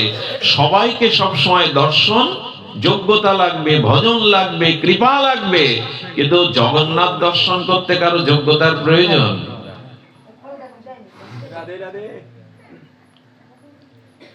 কত করুণা একবার বিবেচনা করুন তো। এই জন্য আমাদের ঘরে যে অষ্টা বিগ্রহ আছেন, আমি অষ্টা কথাটা কেন বলছি, সব বিগ্রহ কিন্তু সাক্ষাৎ নয়। আপনি বাড়িতে যখন পূজা করবেন, যে কোনো পূজা করবেন, দেখবেন গণেশ পূজা করতে গেলে একটা সুপারির মধ্যে প্রাণ প্রতিষ্ঠা করতে হয়। তার মানে প্রাণ প্রতিষ্ঠা করতে হবে। বিগ্রহ কখন সাক্ষাৎ স্বরূপ সচ্চিদানন্দ হবে? যখন অষ্টা বিগ্রহ হবে। এমনকি শুনে রাখুন, সনাতন ধর্মে বিগ্রহ সেবা ব্যতীত ব্রহ্মাও কৃপা পায়নি। আপনি আমি কোন ছাড়? বিগ্রহ সেবা ব্যতীত, শ্রী বিগ্রহের অর্চন ব্যতীত ব্রহ্মাও ভগবত কৃপা। জানি না এই প্রসঙ্গ কেন এলো, খুব একটা ভেতরের প্রসঙ্গ, খুব গভীর প্রসঙ্গ। ব্রহ্মা ভগবানের কোথা থেকে আবির্ভূত হলেন? নাভি কমল থেকে। খোকনদার সামনে আসুন, শেষ হলে আসুন, আর একটু পরে আসুন। আবল তাবল পাঠ শেষ হলে তাই আসুন, আসুন। তো কি হয়েছে, অনেকে একটু আসতে দিন, পরম ভক্ত বসু রাতুল দা একটু অভ্যর্থনা জানান। জয় নিতাই গৌর প্রেমানন্দে হরি বল। খুব ভালো, জয় রাধে। তো অষ্টাবিগ্রহ সম্পর্কে একটু ধ্যান দিন। আমরা যে বিগ্রহগুলি ঘরে রেখেছি সেগুলো অষ্টাবিগ্রহ। তো ব্রহ্মা গোবিন্দের নাভি কমল থেকে প্রকট হলেন। ব্রহ্মাজি গোবিন্দের নাভি কমল থেকে প্রকট হয়ে ওনার জন্মদাতাকে এটা উনি বুঝতে পারছেন না। তখনই গোবিন্দ বললেন উপাসনা করো। দেব সহস্র বছর ব্রহ্মা উপাসনা করে তবে ভগবানকে কিঞ্চিত, ব্রহ্মা দেব সহস্র বছর উপাসনা করে বললেন, বেদ ভগবান মহাত্মারা যাই বলুক, ভগবান আমি তোমাকে জেনেছি, আমি ব্রহ্মা প্রতিজ্ঞা রূপে বলছি তোমাকে জানা সম্ভব নয়। ব্রহ্মাজিও বিগ্রহ উপাসনা করে ভগবানের করুণা পেয়েছে। এই যে বিগ্রহ সেবা, বিগ্রহ আরাধনা, এটাই হলো ভগবত করুণা, ভগবত প্রাপ্তির অন্যতম করুণার আধার। আমি নেমে এসেছি কোথা থেকে হয়তো খেয়াল করেছেন সবাই। যিনি নির্গুণ, যিনি নিরাকার ছিলেন, তিনি আবার আকার নিলেন। সেই আকার যিনি বৈকুণ্ঠ বিলাসমূর্তি, ওখানে আমাদের যাওয়ার ক্ষমতা নারদ ব্রহ্মা ছাড়া, চতুর্শন ছাড়া নাই। রাধারানীর কৃপায় ওই ভগবান আমার বৈকুণ্ঠ থেকে, গোলক থেকে আমাদের মাঝে নেমে এলেন অযোধ্যাতে নেমে এলেন। বৃন্দাবনে সবাই তাকে পায়নি, সবাই তার লীলা দর্শন করতে পারিনি। আর আমরা গঙ্গার ধারের মানুষ বঞ্চিত ছিলাম, এই জন্য গৌর হয়ে রাধা কৃষ্ণ মিলিত হয়ে এলেন। তারপরেও 500 বছর আগে তার লীলা প্রকট হয়ে গেল জেনে রাধারানী বললেন তুমি আরো সহজ হও। গোবিন্দ বললেন আমি সবার হৃদয়ে প্রবেশ করলাম আত্মারূপে। বললেন জল সবখানে কিন্তু পাওয়া যায় না, তেমনি তোমাকে আত্মারূপে সবাই দর্শন করতে পারবে না, তুমি আরো সহজ হও। জীব তোমার কাছে যেতে পারবে না, তুমি জীবের কাছে যাও। জীব তোমাকে দেখবে না, তুমি জীবকে দেখা দাও। বলেন এবার অষ্টাবিগ্রহ হয়ে আমি তোমার ঘরে যাব। প্রত্যেকটি হিন্দুর ঘরে ওই যেখানে বলুন মাচার তলে কোথাও না কোথাও ঠাকুর কোন দেব বিগ্রহ আছে। আচ্ছা, এমন কোন হিন্দুর ঘর আছে যেখানে একটা পট, ছবি বা কিছু নেই? ভগবান ঘরে ঢুকে গেলেন, কিন্তু অষ্টাবিগ্রহ হতে হবে। এই কথাটি বারবার উচ্চারণ করছি, ধ্যান দিতে হবে। অষ্টাবিগ্রহ কাকে বলে? মন্ত্রের দ্বারা, মন্ত্র শক্তির দ্বারা এই পার্থিব বিকারগ্রস্ত ধাতু, যেমন মৃত্তিকা, শিলা, লৌহময়ী, মণিময়ী, মণি দ্বারা, ধাতু দ্বারা, শিলা দ্বারা, মৃত্তিকা দ্বারা, অঙ্কনের দ্বারা এই প্রপঞ্চ বস্তুগুলোকে একত্রিত করে ভগবানের মূর্তির মধ্যে বৈদিক মন্ত্র দ্বারা, অভিষেকের দ্বারা তার প্রাণ প্রতিষ্ঠা করতে হবে। ওই বিগ্রহের নামই হলো অষ্টাবিগ্রহ। বাজার থেকে কিনে এনে ঘরের মধ্যে রাখলে ওই বিগ্রহ অষ্টাবিগ্রহ নয়, যেটা আমরা 90% লোক করে বসি। বৃন্দাবনে গিয়েছিলাম, নবদ্বীপে গিয়েছিলাম, যজ্ঞ শুনতে গিয়েছিলাম, একটা পট এনে ঠাকুরের আসনে সাজিয়ে রাখলাম, এটা নয়। আচ্ছা লক্ষ্য করুন, লোহাটা আগুন না, এই লোহাতে আমি জড়িয়ে ধরছি, এটা আগুন না, কিন্তু এই লোহাটাকে অগ্নির মধ্যে, জ্বলন্ত অগ্নির মধ্যে যদি 1-2 ঘন্টা রেখে তারপরে হাত দেন,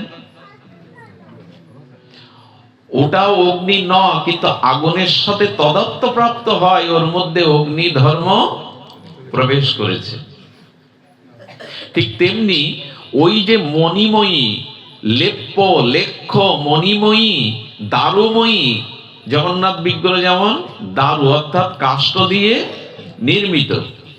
একটা কাঠের বিগ্রহ দেখতে লক্ষ লক্ষ লোক যায়, 30 লক্ষ লোক যায়, এটা কি কাঠ? বৃন্দাবনের আমাদের গোপীনাথ, মদন মোহন, রাধা মুরারি মোহন, এগুলি কি কাঠ, পাথর, শিলা? এ বিগ্রহের এত পূর্ণতা কেন? বলো যে বিগ্রহ আচার্য দ্বারা, বৈদিক মন্ত্রের দ্বারা তার প্রাণ প্রতিষ্ঠা করা। এই প্রাণ প্রতিষ্ঠা না করলে সে বিগ্রহ সেবা করে আপনি করুণা পাবেন। এই জন্য ঘরে ঘরে যাদের পট থাকুক, আঁকানো ছবি থাকুক, ওটাকে প্রাণ প্রতিষ্ঠা করতে হবে, তবেই ওটা অর্চা বিগ্রহ হবে। এই জন্য সনাতনী হিন্দুদের বৈদিক দর্শন, বেদান্ত দর্শন, বৈষ্ণব দর্শন বলছেন ভগবানের বিগ্রহের মধ্যে সর্বোত্তম কৃপা বিরাজিত। স্বয়ং ভগবানের যে অপূর্ণতা আছে অষ্টাবিগ্রহের মধ্যে, সেই সহজ সরল পূর্ণতা আছে। স্বয়ং ভগবানকে তপস্যার দ্বারা, ভক্তির দ্বারা ছাড়া দর্শন করা, রেনাকে মশা মাছি অসুরও দর্শন করতে পারবে। বৃন্দাবনে গেলে রাধা মুরারি মোহনের দরজা কি আপনার জন্য বন্ধ? গরু ছাগলের জন্য বন্ধ? যে যাবে মশাটাও দেখতে পাবে, মাছিও দেখতে পাবে।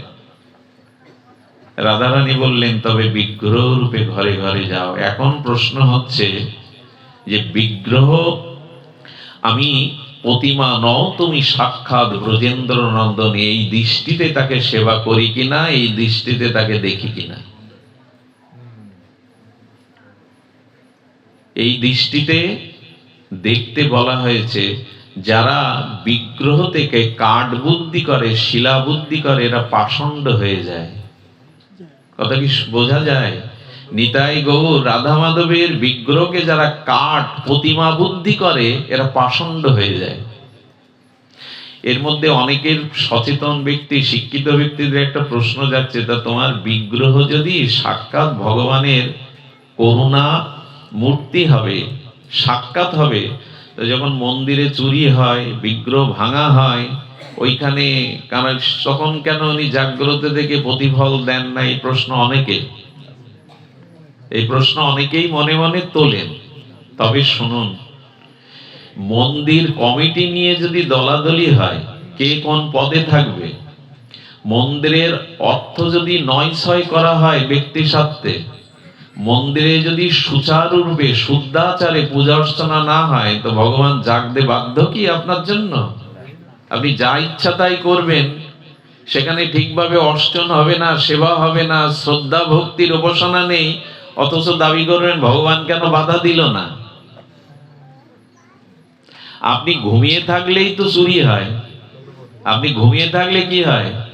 নিজের ঘর থেকে সব চুরি হোক আপনি চান, কিন্তু কখন চুরি হয়? আপনাকে অজ্ঞান করে, না হলে তা আপনি দেবতাকে শ্রদ্ধার দ্বারা, ভজনের দ্বারা, শুদ্ধতার দ্বারা জাগিয়েছেন যে উনি হাতে বাধা দেবেন। বলে যে মন্দিরে জাগ্রত করা হয়েছে সেবার দ্বারা, সে মন্দিরের বিগ্রহের দিকে তাকাবারও সাহস পৃথিবীর কারো নাই। শুনুন সেই ইতিহাস।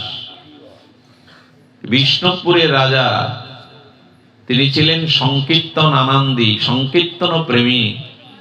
ব্রিটিশ আমলে ব্রিটিশরা বিষ্ণুপুর আক্রমণ করতে আসলো, সেনাপতি সহ সেনারা এসে বলছেন আদেশ দিন, কিন্তু ব্রিটিশ সেনাদের কাছে আমরা তুচ্ছাতি তুচ্ছ। রাজা হাসতেন, এসে বললেন অস্ত্র ফেলে দিয়ে মন্দিরে এসো, নাট মন্দিরে সবাই ভগবানের সংকীর্তন করো। পারবো তো?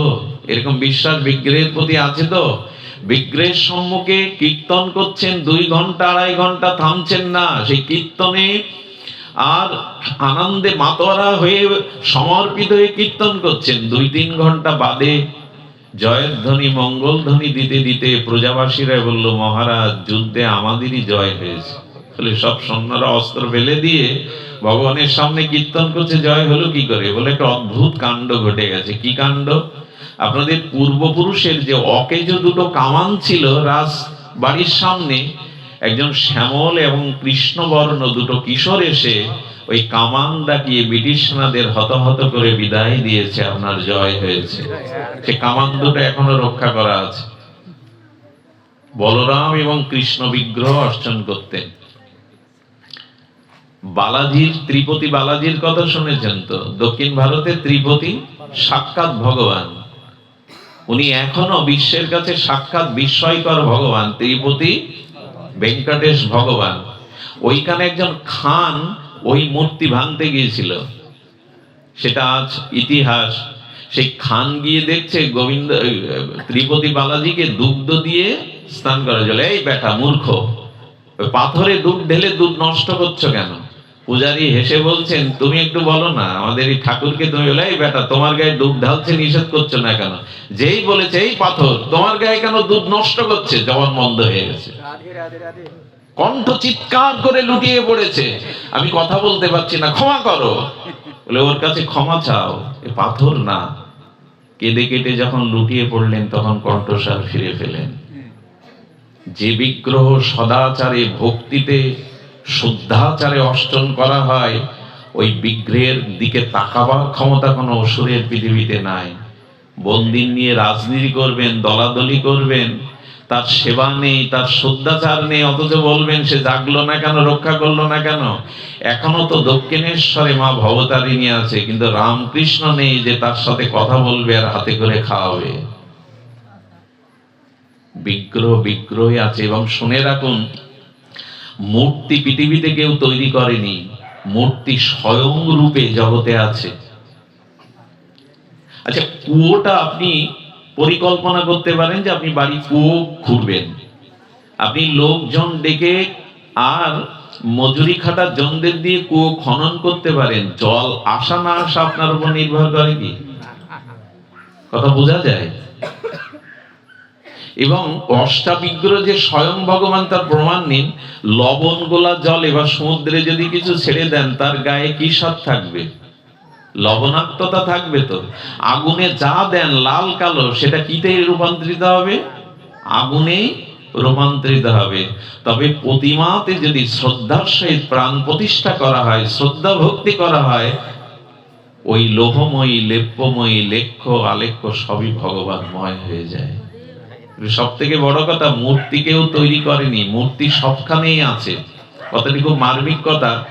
মূর্তি ভগবানের ছিল, ভগবত স্বরূপেই প্রকাশ হয়েছে, মূর্তি কেউ করতে পারে না। কথাটা কেমন শোনালো না? এটা 3 ফুট পাথর এনেছে একজন কালো, এসে বলছে এতে আমি শিব বিগ্রহ তৈরি করব। বললেন আপনার তো ভগবানের প্রতি বিশ্বাস নেই, ওটাই তো শিব বিগ্রহ। বলে তুমিও পাগলের মতো কি বলছো, শিব বিগ্রহ দেখতে কেমন? 3 ফুট একটা পাথরকে তুমি বলছো শিব বিগ্রহ, আমি দেখতে পাচ্ছি ওর মধ্যে শিব। বলে দেখাও তাহলে। উনি নিন আর হাতুড়ি নিয়ে শিব গড়তে গিয়ে যে অশিব অংশটা পাথর থেকে কেটে বাদ দিলেন। শিবকে আলাদা থেকে আনতে হলো না, ওর মধ্যেই শিব হলো। এ কথাটা একটু ভেতরে বুদ্ধিমত্তা দিয়ে বিচার করতে হবে, সবার মাথায় এটা ঢুকবে না। কাঠ দিয়েই তো জগন্নাথ বিগ্রহ তৈরি হলো না, কোথা থেকে আবিষ্কার হলো, সৃষ্টি হলো? কাঠের যে অংশটা বাদ দিলে ওটা জগন্নাথ, সে অংশ বাদ দিলেই জগন্নাথ। মূর্তি কেউ তৈরি, অদ্ভুত ভাবে জল সবখানে আছে, জল কেউ সৃষ্টি করেনি, কিন্তু জলটা বরফ করা যায়, গ্লাসের মধ্যে বরফ করা যায়, চতুষ্কোণ করা যায়, ওটা আছে জলের মধ্যে, আপনি আবিষ্কার করেননি। যে পাত্রের আকার ধারণ করবে ওর মধ্যে ক্ষমতা, মূর্তিটা আছে, আমরা শুধু আবিষ্কার করতে পারি। ভগবান নেই এমন একটা স্থান দেখান, এর মধ্যে ভগবান নেই দেখান। পৃথিবীতে সব অনু পরমাণু রূপে, এই জন্য মূর্তি সবখানে আছে, ভক্তির দ্বারা তিনি তার মধ্যে প্রকাশ হন। এই জন্য সাক্ষী গোপালে আজও জানা যায় 36 কিলোমিটার পথ ভগবান পায়ে হেঁটে সাক্ষী দিতে এসেছিলেন। বিগ্রহ প্রতিমা নয়, আমাদের কাছে প্রতিমা। আমি এই লাড়ুলিতে অনেকবার আসছি, এই যে আসে যে মন্দিরটা আসতে গিয়ে পড়ে না বাম পাশে, অনেক বছর ধরে দেখছি ওখানে স্বামী প্রণবানন্দ ঠাকুরের ছবিটা কিভাবে পড়ে আছে। নাই মশারি, নাই সিংহাসন, নাই কোনো পর্দা। আপনার সন্তানকে ওইভাবে বসিয়ে রাখতে পারবেন ওখানে? হিন্দুদের দুরবস্থা হলো আজ মন্দির করছে, দামি দামি বিগ্রহ কিনে এনে বসাচ্ছে, অথচ ঠিকভাবে সেবা অর্চনা নেই। আমার মা এখানে আছেন আজ প্রায় 30 বছর, বুধাটা মন্দিরে 3 বেলা ওই ঝড় বৃষ্টি নিয়েও যান। আমাদের পরম শ্রদ্ধেয় বিকাশ ব্যানার্জি, তিনি নিঃস্বার্থভাবে সেবা করে চলেছেন। মা যতটুকু পারে অসুস্থ শরীরেও যায়। মন্দির আছে, কিন্তু তাকে ধূপ ধীপ দিয়ে ঠিকভাবে অর্চন করার মানুষের বড় অভাব। আর হিন্দুদের দুরবস্থা কি বলবো, বিকেল হলেই যে বৃদ্ধ মানুষগুলো আয়ুর সূর্য হেলে পড়েছে, যাদের হরিনামের মালা নিয়ে বসার কথা, তারা মন্দির বারান্দায় তাস নিয়ে বসে। ওইখানেই সাংসারিক গল্প করে বসে বসে। খুব বড় মুখোশ করে বলি, ভগবান কেন নিজেকে রক্ষা করতে পারলো না, বিগ্রহ কেন? আপনি তাকে কতটুকু জাগিয়েছেন? তাকে ভগবান মনে করলে ওইভাবে ফেলে রাখতে পারেন? আপনি দুতলায়, আপনি টিনের ঘরে থাকেন, আপনার সুরক্ষার খাট পালঙ্ক আছে, শীতের বস্ত্র আছে, অথচ ভগবানকে দেবদেবীকে আরো দুরবস্থা পশ্চিম বাংলায়। রাস্তা পুজো করলো কয়েকদিন খুব, তারপরে বিগ্রহগুলো কিভাবে রাস্তার পাশে ধুলা বালিতে বৃষ্টিতে ফেলে রাখা হলো। এটা কত বড় আমাদের অবিবেচকের মতো ফলপ্রসূ এই কাজগুলো। পাথর নন উনি, কাঠ নন। আমি কোটি প্রমাণ দিতে পারি আপনাদের শাস্ত্র থেকে। ভগবানের আমাদের পুরী ধামে লীলাচলে জগন্নাথ ক্ষেত্রে 12 বছর পর জগন্নাথের নবকলবার হয়, নূতন কলেবর হয় 12 বছর পর, এবং একজন তার প্রাণ প্রতিষ্ঠা করে। জগন্নাথ নির্দেশ দেন যে কে এবার আমার প্রাণ প্রতিষ্ঠা করবে। যিনি প্রাণ প্রতিষ্ঠা করেন তিনি 1-2 মাসের বেশি বাঁচেন না, কারণ ওই প্রাণটাই জগন্নাথ নিয়ে নেয়। ঘরে যে নিতাই গৌর আছে না, একে অভিষেক করে প্রাণ প্রতিষ্ঠা করে অর্চন করুন, নাহলে অর্চন কোটি জন্মেও ফলপ্রসূ হবে না। বিগ্রহটাকে অষ্টা বিগ্রহ করে সেবা করতে হবে। প্রতিমা নও তুমি সাক্ষাৎ ব্রজেন্দ্র। ছোট বিপ্র বলছেন সাক্ষী দিতে চলো, গীতায় বলেছে তুমি সাক্ষী স্বরূপ। গোবিন্দ দেখছেন ছোট বিগ্রহকে, বলছেন বিগ্রহ রূপে, ভগবান কি কখনো পায়ে হেঁটে সাক্ষী দিতে যায়? ছোট বিপ্র হেসে বলছেন সরলতায় বিশ্বাসে, যে কথা বলতে পারে সে হাঁটতেও পারে। তুমি কথা বলেই ভুল করে বসেছো, যে কথা বলে সে হাঁটতে পারে, চলো। ভগবান দেখছেন এই সরল ভক্তটা 36 কিলোমিটার পথ না খেয়ে এসছে। গোবিন্দ তখন বললেন এত দূর হেঁটে যাব, তখন তো যানবাহনের ব্যবস্থা নয়, তুমি আমাকে একটু ভালো করে পেট পুরে খাইয়ে নাও, এত দূরে হেঁটে যাব। খাবেন কি ভগবান? খাওয়াবেন ভক্তকে। তাই বললেন 5 পা চাউলের অন্ন ব্যঞ্জন রেঁধে আমাকে ভোগ লাগিয়ে দাও। সেটা ভক্তকে পাওয়ালেন, আর ভগবান পিছে পিছে ছুটছেন। আমাদের বৃন্দাবনের যে গোপীনাথ, মদন মোহন, একটু অবাক হতে হয়। সাক্ষাৎ বিগ্রহ মদন মোহন। একবার শ্রীনাথজি খেলা করছে গোবিন্দ দাসের সাথে। শ্রীনাথজি খেলা করছে, ড্যাংকুলি খেলাটা উঠে গেছে, ছোটবেলায় আমরা খেলতাম। তো ড্যাংকুলি খেলতে খেলতে প্রথম শ্রীনাথজি খেলছে, বিগ্রহ থেকে বেরিয়ে সখারূপে খেলা করছে গোবিন্দ দাসের সাথে। এবার গোবিন্দ মানে শ্রীনাথজির খেলার পালা যখন গোবিন্দ দাসের আসবে, তখন মন্দিরে রাজভোগের ঘন্টা পড়েছে। শ্রীনাথজি বলছেন রাজভোগ খেতে চললাম, আর তোমার সাথে এখন খেলা হবে না। বলছে তুমি খেলায় আনন্দ দিলে আমাকে খাটিয়ে নে, কারণ আমার বেলায় তুমি পালাচ্ছ। লাঠি নিয়ে তাড়িয়েছে ভগবানকে। আরে তুমি আমার আনন্দ বঞ্চিত করে তোমার পাট মিটে গেছে, তুমি চলে যাচ্ছ। তাড়িয়েছে, দৌড়ে গিয়ে মন্দিরের ভিতর লুকিয়েছে শ্রীনাথজি গোবর্ধনে। ওখানে আমাদের বিট্টল নাথ গোসাইজি বলছেন, আরে তুমি আসনে বসে, মানে সাক্ষাৎ বিগ্রহ তো, কথা বলতেন, রাজভোগ পাও। বলে ভয়ে কখনো রাজভোগ পাওয়া যায়? বলে তোমার আবার ভয় কি? বলো লাঠি নিয়ে দাঁড়িয়ে আছে দরজার ভেতরে, আসতে পারছে না। বলে ভয়ে রাজভোগ পাওয়া যায়, আগে ওর সাথে আমার মিটমাট করে দাও, তারপরে রাজভোগ খাবো। শ্রীনাথজি গোবর্ধনে এখনো আছে সেই বিগ্রহ। বিট্টলনাথ এসে বলছেন, গোবিন্দ ও তো তোমার সখা, এক কাজ করো, এখন রাজভোগ খেতে দাও, মিটিয়ে নাও গলাগলি করে, এর পরে যখন খেলতে আসবে তখন তোমাকেই আগে অগ্রাধিকার দিয়ে, ওই যে কি ছুটতে হয় ও ছুটবে, তুমি খেলবে। হাতে হাত দিয়ে গলায় নেওয়ার পরে খেতে বসলো। পাষাণ নয়। উত্তর ভারতে এক শিব বিগ্রহ আনতে গেছিলেন ঔরঙ্গজেব, সেনা পাঠিয়েছিলেন মোগল আমলে। 21 জন সেনা এসেছিল এই শিব বিগ্রহকে নিতে। কি বলবো আপনাদের, 21টা শিব বিগ্রহের ছিদ্র থেকে 21টা ভ্রমর এসে 21 জনকেই মেরে ফেলেছিল। ভগবানকে ভগবান জ্ঞান করে সেবা করুন, ওর চোখের দিকে তাকাবারও সাহস কারো হবে না। আমরা ভগবানকে বিগ্রহ রূপে রেখে নিগ্রহ করছি, অত্যাচার করছি। কত কষ্ট হয় যখন দেখি যে মাকড়সার জাল ধুলাবালিতে পড়ে আছে, না আছে সিংহাসন, না আছে ভগবানের শয়ন দেওয়ার ব্যবস্থা, না আছে তাকে জাগানো। আমাদের ঘরগুলো অভিশপ্ত কেন, সংসারগুলো অভিশপ্ত কেন? ঘরে ভগবানকে স্থাপন করতে আমরা, মহাপ্রভু বলেছিলেন অনাচার ছেড়ে কৃষ্ণের সংসার করো, সংসারও বাঁচবে, তুমিও বাঁচবে, তোমার সন্তানাদিও সৎ চরিত্রবান হবে, তাদের হাতের পিণ্ড তর্পণ দ্বারা তোমার পূর্বপুরুষের উদ্ধার হবে। সংসারটা কৃষ্ণের করো, ভজনের করো, অভিশাপের করতে। আজকে তো চলছে সংসার পৃথিবীতে। যদি আমি গতকাল বলছিলাম, প্রসঙ্গটা ধ্যান দিন, লিখে রাখুন, 1985 থেকে বর্তমান 2025, এই সময়টার মধ্যে পৃথিবীর সব থেকে বড় সমস্যা হলো অর্থনৈতিক সমস্যা, রাজনৈতিক শিক্ষাগত সমস্যা নয়।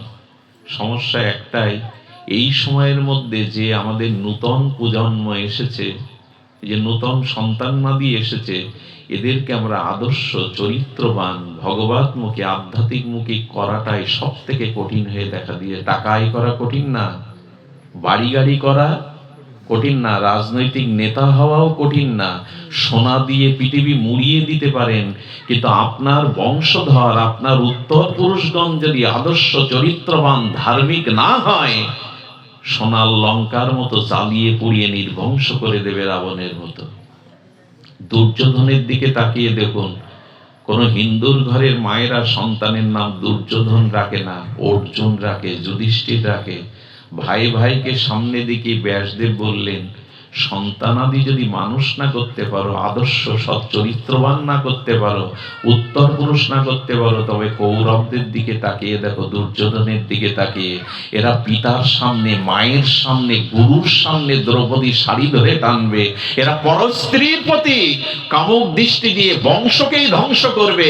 এর মানে এক অসৎ চরিত্র সন্তান যদি তোমার বংশে থাকে, 21 কুল পূর্বপুরুষকে স্বর্গ হতে নরকে নামাবে।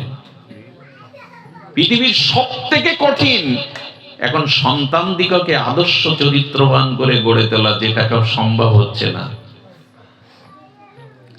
বাড়ি গাড়ি করে কি করবেন, টাকা জমিয়ে কি করবেন? সন্তানাদির যদি মানুষ না করতে পারেন, চরিত্রবান আদর্শবান আধ্যাত্মিক না করতে পারেন। প্রহ্লাদকে বলছেন, প্রহ্লাদ, সৃষ্টির পরে কেবল 3 পুরুষ এসেছিল প্রহ্লাদের, এখনো 17 পুরুষ আসতে বাকি। নৃসিংহদেব বললেন, প্রহ্লাদ তুমি আমার ভক্ত, তাই কথা দিলাম আগামীতে তোমার 21 কুলকে আমি আত্মসাৎ করব, তাদের আমি চরণে স্থান দেব। যে কুলে একজন বৈষ্ণব জন্মায়, একজন ভক্ত চরিত্রবান সন্তান জন্মায়, সে ছেলে হোক মেয়ে হোক, তার 21 কুল নরকেও থাকলে উদ্ধার হয়ে ভগবত ধামে ফিরে যায়। আর বিপরীত হলে 21 কুলকে নিচে নামায়। পৃথিবীর সব থেকে কঠিন সময় এই 2025 আর 1985, এর মধ্যে যারা জন্ম নিচ্ছে আমরা তাদেরকে খুব আদর্শ। আজ বিবেকানন্দ একজনও আসছে না, প্রণবানন্দ একজনও আসছেন না, আজকে ঠাকুর অনুকূল চন্দ্র আসছেন না। এর কারণ পরিবারগুলো অধর্ম বিভবাত। যে পরিবারে ভজন নেই, সাধন নেই, আদর্শ নেই, উপাসনা নেই, সেই অধর্মের দ্বারা পুরুষগুলো পথহারা হয় আর স্ত্রীগুলো দুষ্ট হয়। আর স্ত্রী যদি দোষে দুষ্ট হয়, সতীত্ব থেকে তারা ত্যাগ হয়ে আসে। আর পুরুষ যদি অধর্মকে আশ্রয় করে, বর্ণ সংকরের দ্বারা সেই বংশে যারা জন্মায় তাদের দ্বারা তর্পণ পিণ্ড পিতৃপুরুষের কল্যাণ হয় না। অর্জুন গীতাতেই এই কথাটি স্পষ্ট করে বললেন। সংসারগুলোকে আমরা কি করেছি?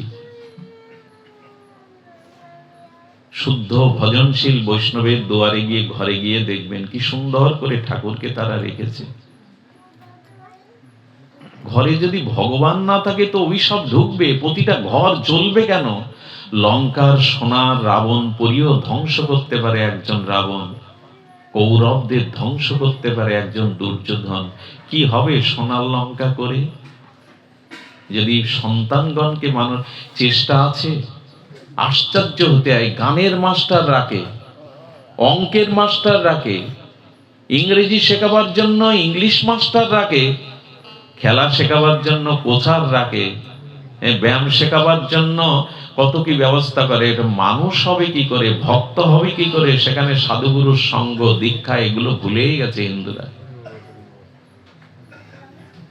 এই জন্য সন্তান দিগকে যদি আদর্শবান না করতে পারেন, উত্তর পুরুষগণকে যদি, তবে বর্ণ সংকরের দ্বারা দুষ্টা স্ত্রী সুবর্ণ সংকরা, অর্জুন বলছেন ভগবান পুরুষের মধ্যে যদি অধর্ম জেগে যায়, নারীগুলো যদি দুষ্ট বুদ্ধি সম্পন্ন সতীত্ব থেকে তারা সরে আসে, তখন বর্ণ সংকরের দ্বারা যে সন্তানদের জন্ম হবে তাদের তর্পণ পিণ্ড ক্রিয়ার তারা অধিকারী নয়, ওই বংশকেই নরকে ডোবাবে।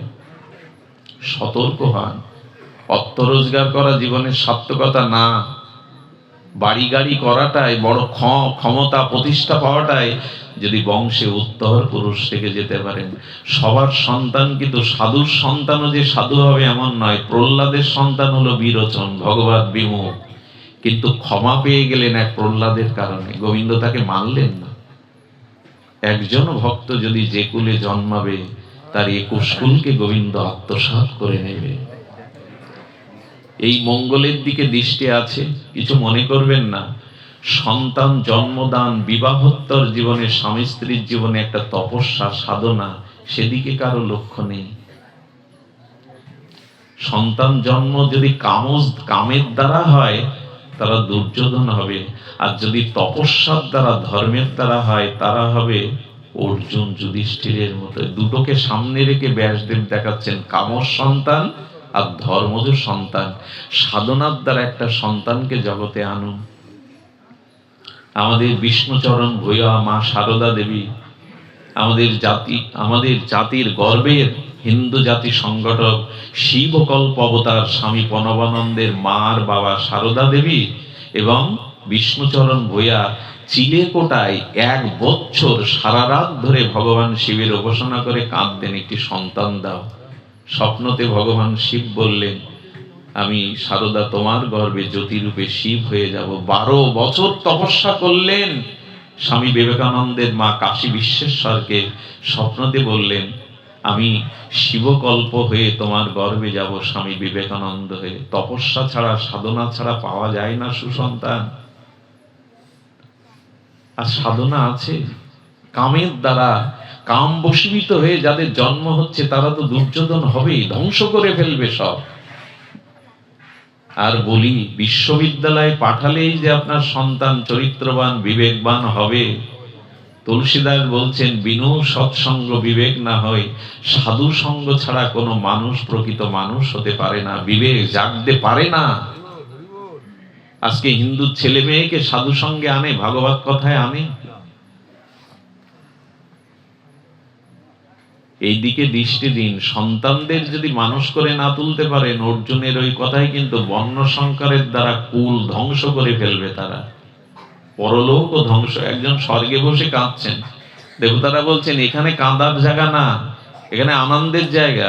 বলে যেসব সন্তান রেখে এসছি তাদের অত্যাচারে অচিরেই আমার 21 কুল স্বর্গ থেকে নরকে পতিত হবে, তাই কাঁদছি। কাদের রেখে এসছি? আরেকজন নরকে বসেই হাসছে। হাসছো কেন? যে সন্তান রেখে আসছি তারা বৈষ্ণব হয়েছে, দীক্ষা শিক্ষা নিয়ে ভগবানের ভজন করছে, অচিরেই নরক থেকে তারা আমাকে উদ্ধার করবে। উনি নরকে বসে হাসছে। এই পৃথিবীতে সব থেকে বড় অবদান, সব থেকে বড় প্রাপ্তি একজন সন্তান। কেন আমার সাথে যে প্রেমানন্দ, ধনঞ্জয়, এরাও তো কোনো মায়ের গর্ভে এসেছে। এই ছেলেগুলো প্রসাদ বুঝিয়ে জীবনে কত চেষ্টা করছে ভগবত মুখে। আর আপনাদের দিকে যখন দেখি, একজন যখন তার সন্তানকে কাছে নিয়ে ভজনে আসে, সাধু সঙ্গে আসে।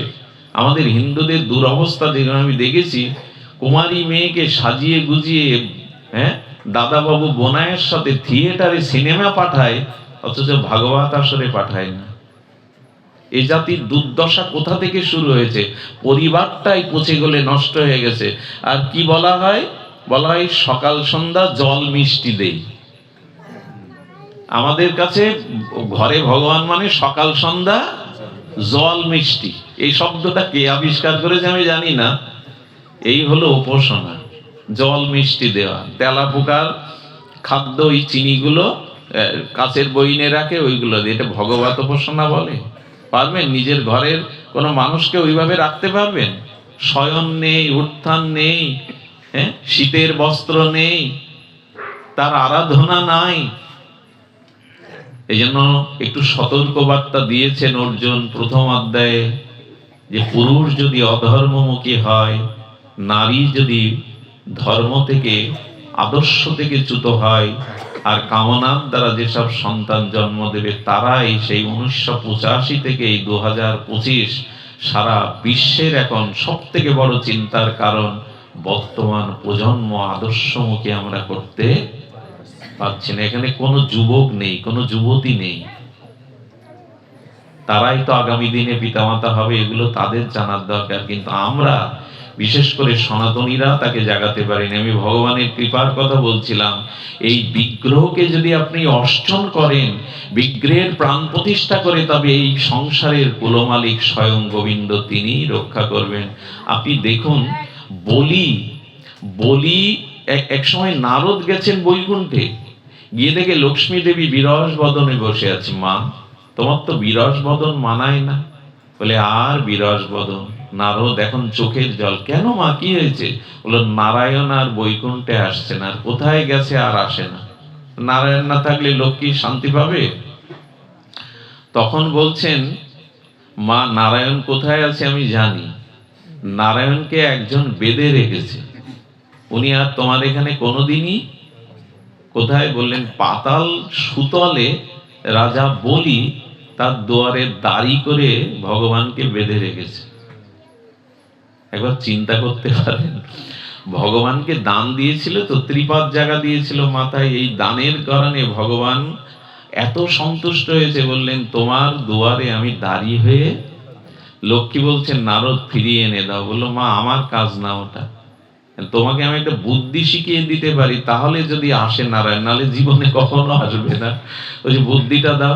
বলে, বলি বড় দানবীর, দান করতে ভালো, দানের কারণেই তো ভগবান তার দুয়ারে দাঁড়িয়ে হয়ে আছে। তুমি এক কাজ করো, সামনে রাখি পূর্ণিমা আসছে, শ্রাবণ রাখি পূর্ণিমা, এদিন ভাইদেরকে রাখি পরাই, তুমি ভালো একটা রাখি নিয়ে বোন হয়ে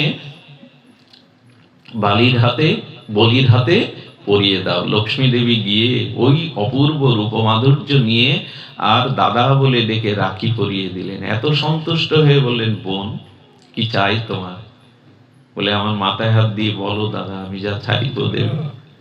হ্যাঁ, আমি আমার সামর্থ্য থাকলে দেবে। বললেন, তোমার দুয়ারে যে দাঁড়িয়ে আছে, ওকে দাও আমায়, ওকে আমায় দাও। তখন বলছেন, ওকে আমি দিতে পারবো না, সবকিছু দেব আমি, সব নিজেকেই, ওকে দিতে পারবো না। তখন বলছে, তুমি কি বললে? বলে, লক্ষ্মী দেবী বলে, ও তো আমার নাথ, ও তো আমার নাথ। বলি তখন বলছে, তোমার নাথ হতে পারে, আমার প্রাণনাথ। আমি প্রাণ চলে গেলে বাঁচবো না। নারদ নারায়ণ নারায়ণ বলতে সব কাজের গোড়া তো উনি, বাঁধানো উনি, ছাড়ানো উনি। এসে বলতেন, আমি এটা বিচার করি, আচ্ছা, ভগবানের এক একটা অক্ষরে এক একটা মহিমা আছে। লক্ষ্মী দেবী নাদ বলেছেন, নাদ অক্ষরটা 2 অক্ষর, তাই তো? এক এক অক্ষরে 2 মাস যদি ধরি, 12 মাসে 1 বছর। তো এক এক অক্ষরে যদি 2 মাস ধরি, তো নাদ অক্ষরটা 2টো অক্ষর দিয়ে তৈরি। তো সেই নাদ অক্ষরে 4 মাস লক্ষ্মী দেবীর বৈকুণ্ঠে থাকবে, আর তুমি প্রাণনাথ বলেছে, অক্ষরটা 4 অক্ষরের, অর্থাৎ 8 মাস তোমার এখানে থাকবে। এই বিচার আমি করে দিতে পারি। লক্ষ্মী দেবীও তাই মেনে নিলেন। চিন্তা করতে পারেন, ভগবানকে ভালোবাসলে ভগবান আপনার দুয়ারে দাঁড়িয়ে হয়ে বন্দী থাকে। ভক্তাধীন ভগবান, একটু ভালোবাসুন তাকে। সংসারকে ভালোবেসে, কুটুম্ব আত্মীয় স্বজনকে ভালোবেসে কি পেয়েছেন আমি ব্যাখ্যা দিতে পারবো না, সেটা আপনি নিজে ভালোই বুঝেছেন। সারা জীবন যাদের ভালোবেসেছেন, তাদের কাছ থেকে কি পেয়েছেন? যাকে ভালোবাসলে জীবন না, ইহকাল পরকাল না, সর্বত সুন্দর, আনন্দময়, কল্যাণময় হয়, তাকে ভালো না বাসলে বড় ভুল হয়ে যাবে। আমি একটা কথা বলি, মীরা রানী হয়েছিল। মীরা রানী নয়, রাজরানী হলেন মীরা, কিন্তু স্বামী ভগবানমুখী হলেন না। সাধু সঙ্গ মীরাকে করতে দেবে না। আচ্ছা, কোন স্বামীরা স্ত্রীকে ভগবতমুখী হতে দেয় না জানেন? হতে গেলে একটা সমস্যা আছে স্বামীদের। সমস্যা, সারা দিন ধরে ভজন করবে তো আমার সেবা কে করবে, আমার দিকে কে দৃষ্টি দেবে? আর ভজন করলে তো ওর ভোগ বাসনা, কত বড় মানুষের ভেতরে ভোগ প্রবণ থাকলে অনেক স্বামী তার স্ত্রীকে ইষ্টমুখী হতে দেয় না। এর বিপরীত আছে অনেক স্ত্রী।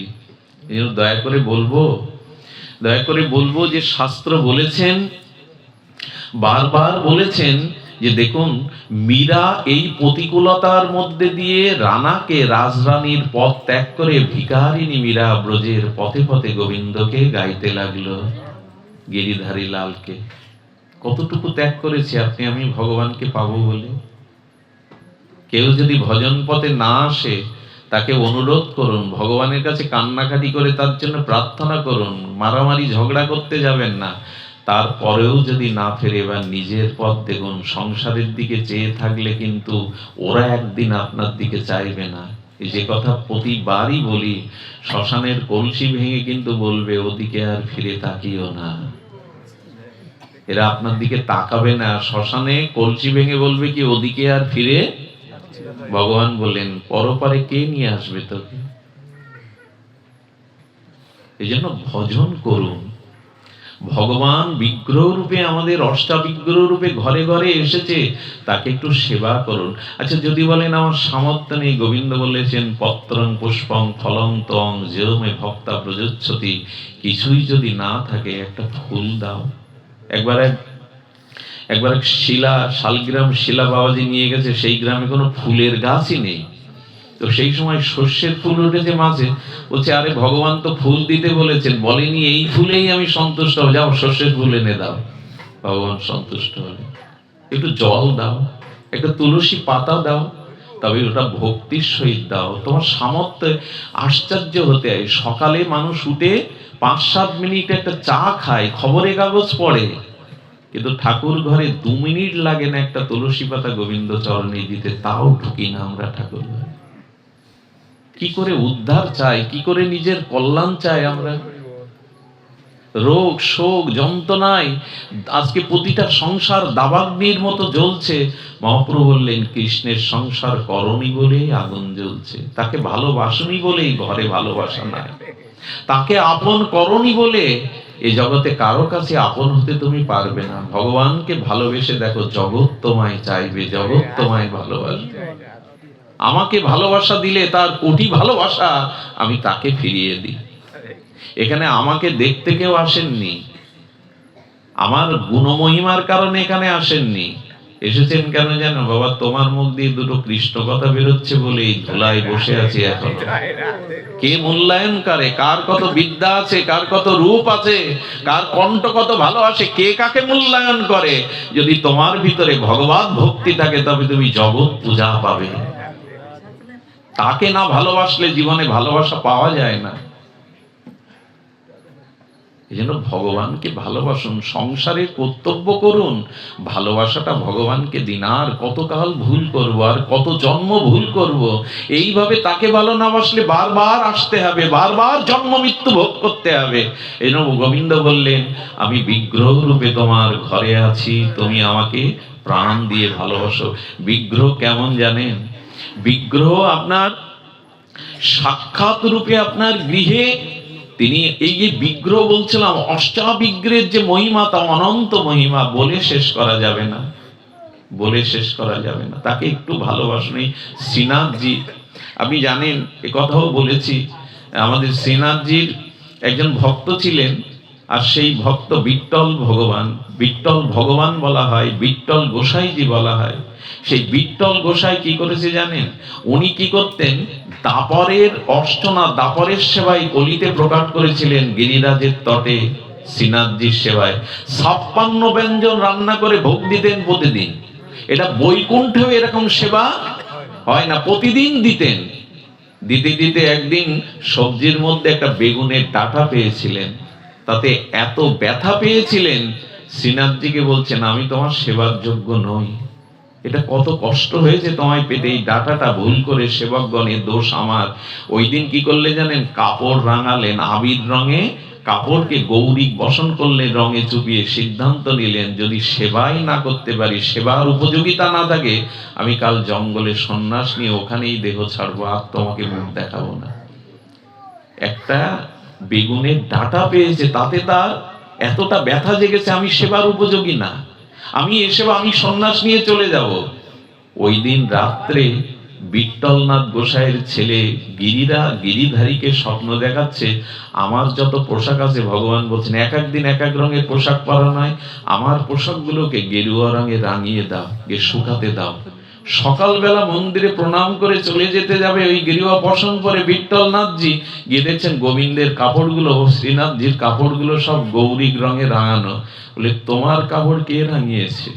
সাক্ষাৎ বিগ্রহ ছলো ছলো চোখে বলছেন, তুমি যদি আমায় ছেড়ে জঙ্গলে চলে যাও, আমিও সিদ্ধান্ত নিয়েছি, কাপড় রাঙিয়েছি, আমিও সন্ন্যাস নিয়ে তোমার সাথে চলে যাবো, এখানে থাকবো না, আমিও চলে যাব। আরে আমাদের মাধব দাস বাবাজি পুরীধামে বসে সমুদ্র তীরে 3 দিন ভজন করছে, খাওয়া ক্ষুধা তৃষ্ণা কোনো দিকে সেবার দিকে লক্ষ্য নেই, শুধু জগন্নাথকে ভজন করে চলেছে। জগন্নাথের রাত্রের প্রসাদ ঢেকে রাখা হয় সোনার থালে, কারণ জগন্নাথের যদি ক্ষুধা লাগে, লক্ষ্মী দেবী ওই অন্নটা রাত্রে দেয় জগন্নাথকে, সোনার থালে ঢেকে এসেছে। জগন্নাথ বলছেন, লক্ষ্মী আজকে আমাকে এই প্রসাদটা দিও না। বলে কেন, পাবেন না কেন? বলে ওই দেখো আমার প্রিয় ভক্ত মাধব 3 দিন ভজন করছে, তার পেটে অন্ন যায়নি, তুমি মাথায় করে আমার মাধবকে এই প্রসাদ দিয়ে এসো। বেশি দিন আগের ঘটনা না, এগুলো হয়তো 500-700 বছর আগের ঘটনা, 1000 বছরের ঘটনা, দিয়ে এসো। আচ্ছা লক্ষ্মী দেবীকে পাঠাবেন কেন? জগন্নাথের সেবকের অভাব আছে কি? কাউকে তো দিতে বলতে পারতেন। উদ্ধবকে বলেছিলেন, উদ্ধব শোনো, আমার পুত্র আমার কাছে যত প্রিয় না, আমার পুত্র ব্রহ্মা আমার কাছে যত প্রিয় না, আমার লক্ষ্মী দেবী তুমি আমার কাছে যতটা প্রিয় না, আমার দাদা বলরামও আমার কাছে যতটা প্রিয় না, আমার ভক্ত আমার কাছে তার থেকে প্রিয়। আমি ভক্ত সেবা নিজে করবার জন্য বড় ব্যাকুল হয়ে যায়।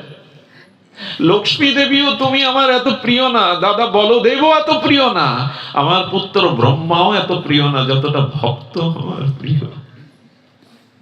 লক্ষ্মী দেবীকে পাঠালেন, নুপুর চরণে দিব্য আলোয় উদ্ভাসিত হয়ে লক্ষ্মী দেবী মাথায় করে জগন্নাথের প্রসাদী স্বর্ণ থাল মাধব দাস বাবাজির কুটিরের সামনে রেখে গেলেন, কারণ দেখা দিলে হয়তো তিনি আমি দিয়েছি বলে প্রসাদ পাবেন না।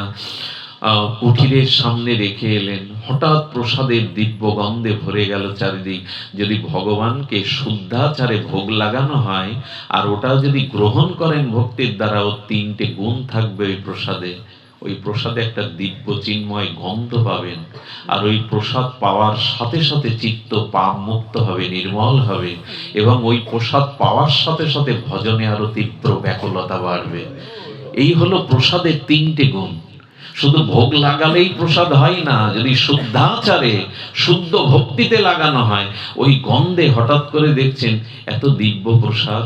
প্রসাদটা মাধব দাস পেলেন, পেয়ে স্বর্ণ থালাটা সমুদ্রে মার্জন করে ওই জায়গায় রাখলেন, যে রেখে গেছে সেই নিয়ে যাবে। সকাল হলে পূজারী জগন্নাথ মন্দিরের দুয়ার খুলে দেখে স্বর্ণ থালা চুরি হয়ে গেছে। রাজা সহ সমস্ত পান্ডা সেনারা খুঁজছে। মাধব দাস বাবাজির কুটিরের সামনে স্বর্ণথাল পেয়ে তাকে পিঠ মুড়া দিয়ে বাঁধা হলো। পিলারে রেখে একের পর এক পান্ডারা তাকে বেত্রাঘাত করতে লাগলো। কিছুই বলে না মাধব দাস, কিছুই বলে না, নীরবে নীরবে জগন্নাথকে স্মরণ করছে। ওকে বেঁধে রেখে পান্ডারা বলছে, জগন্নাথের এখন অভিষেকের সময়, স্নানের সময়, ওকে বাধা থাক, পরে এসে ওকে আমরা ওর বাকি সাজাটা দেব।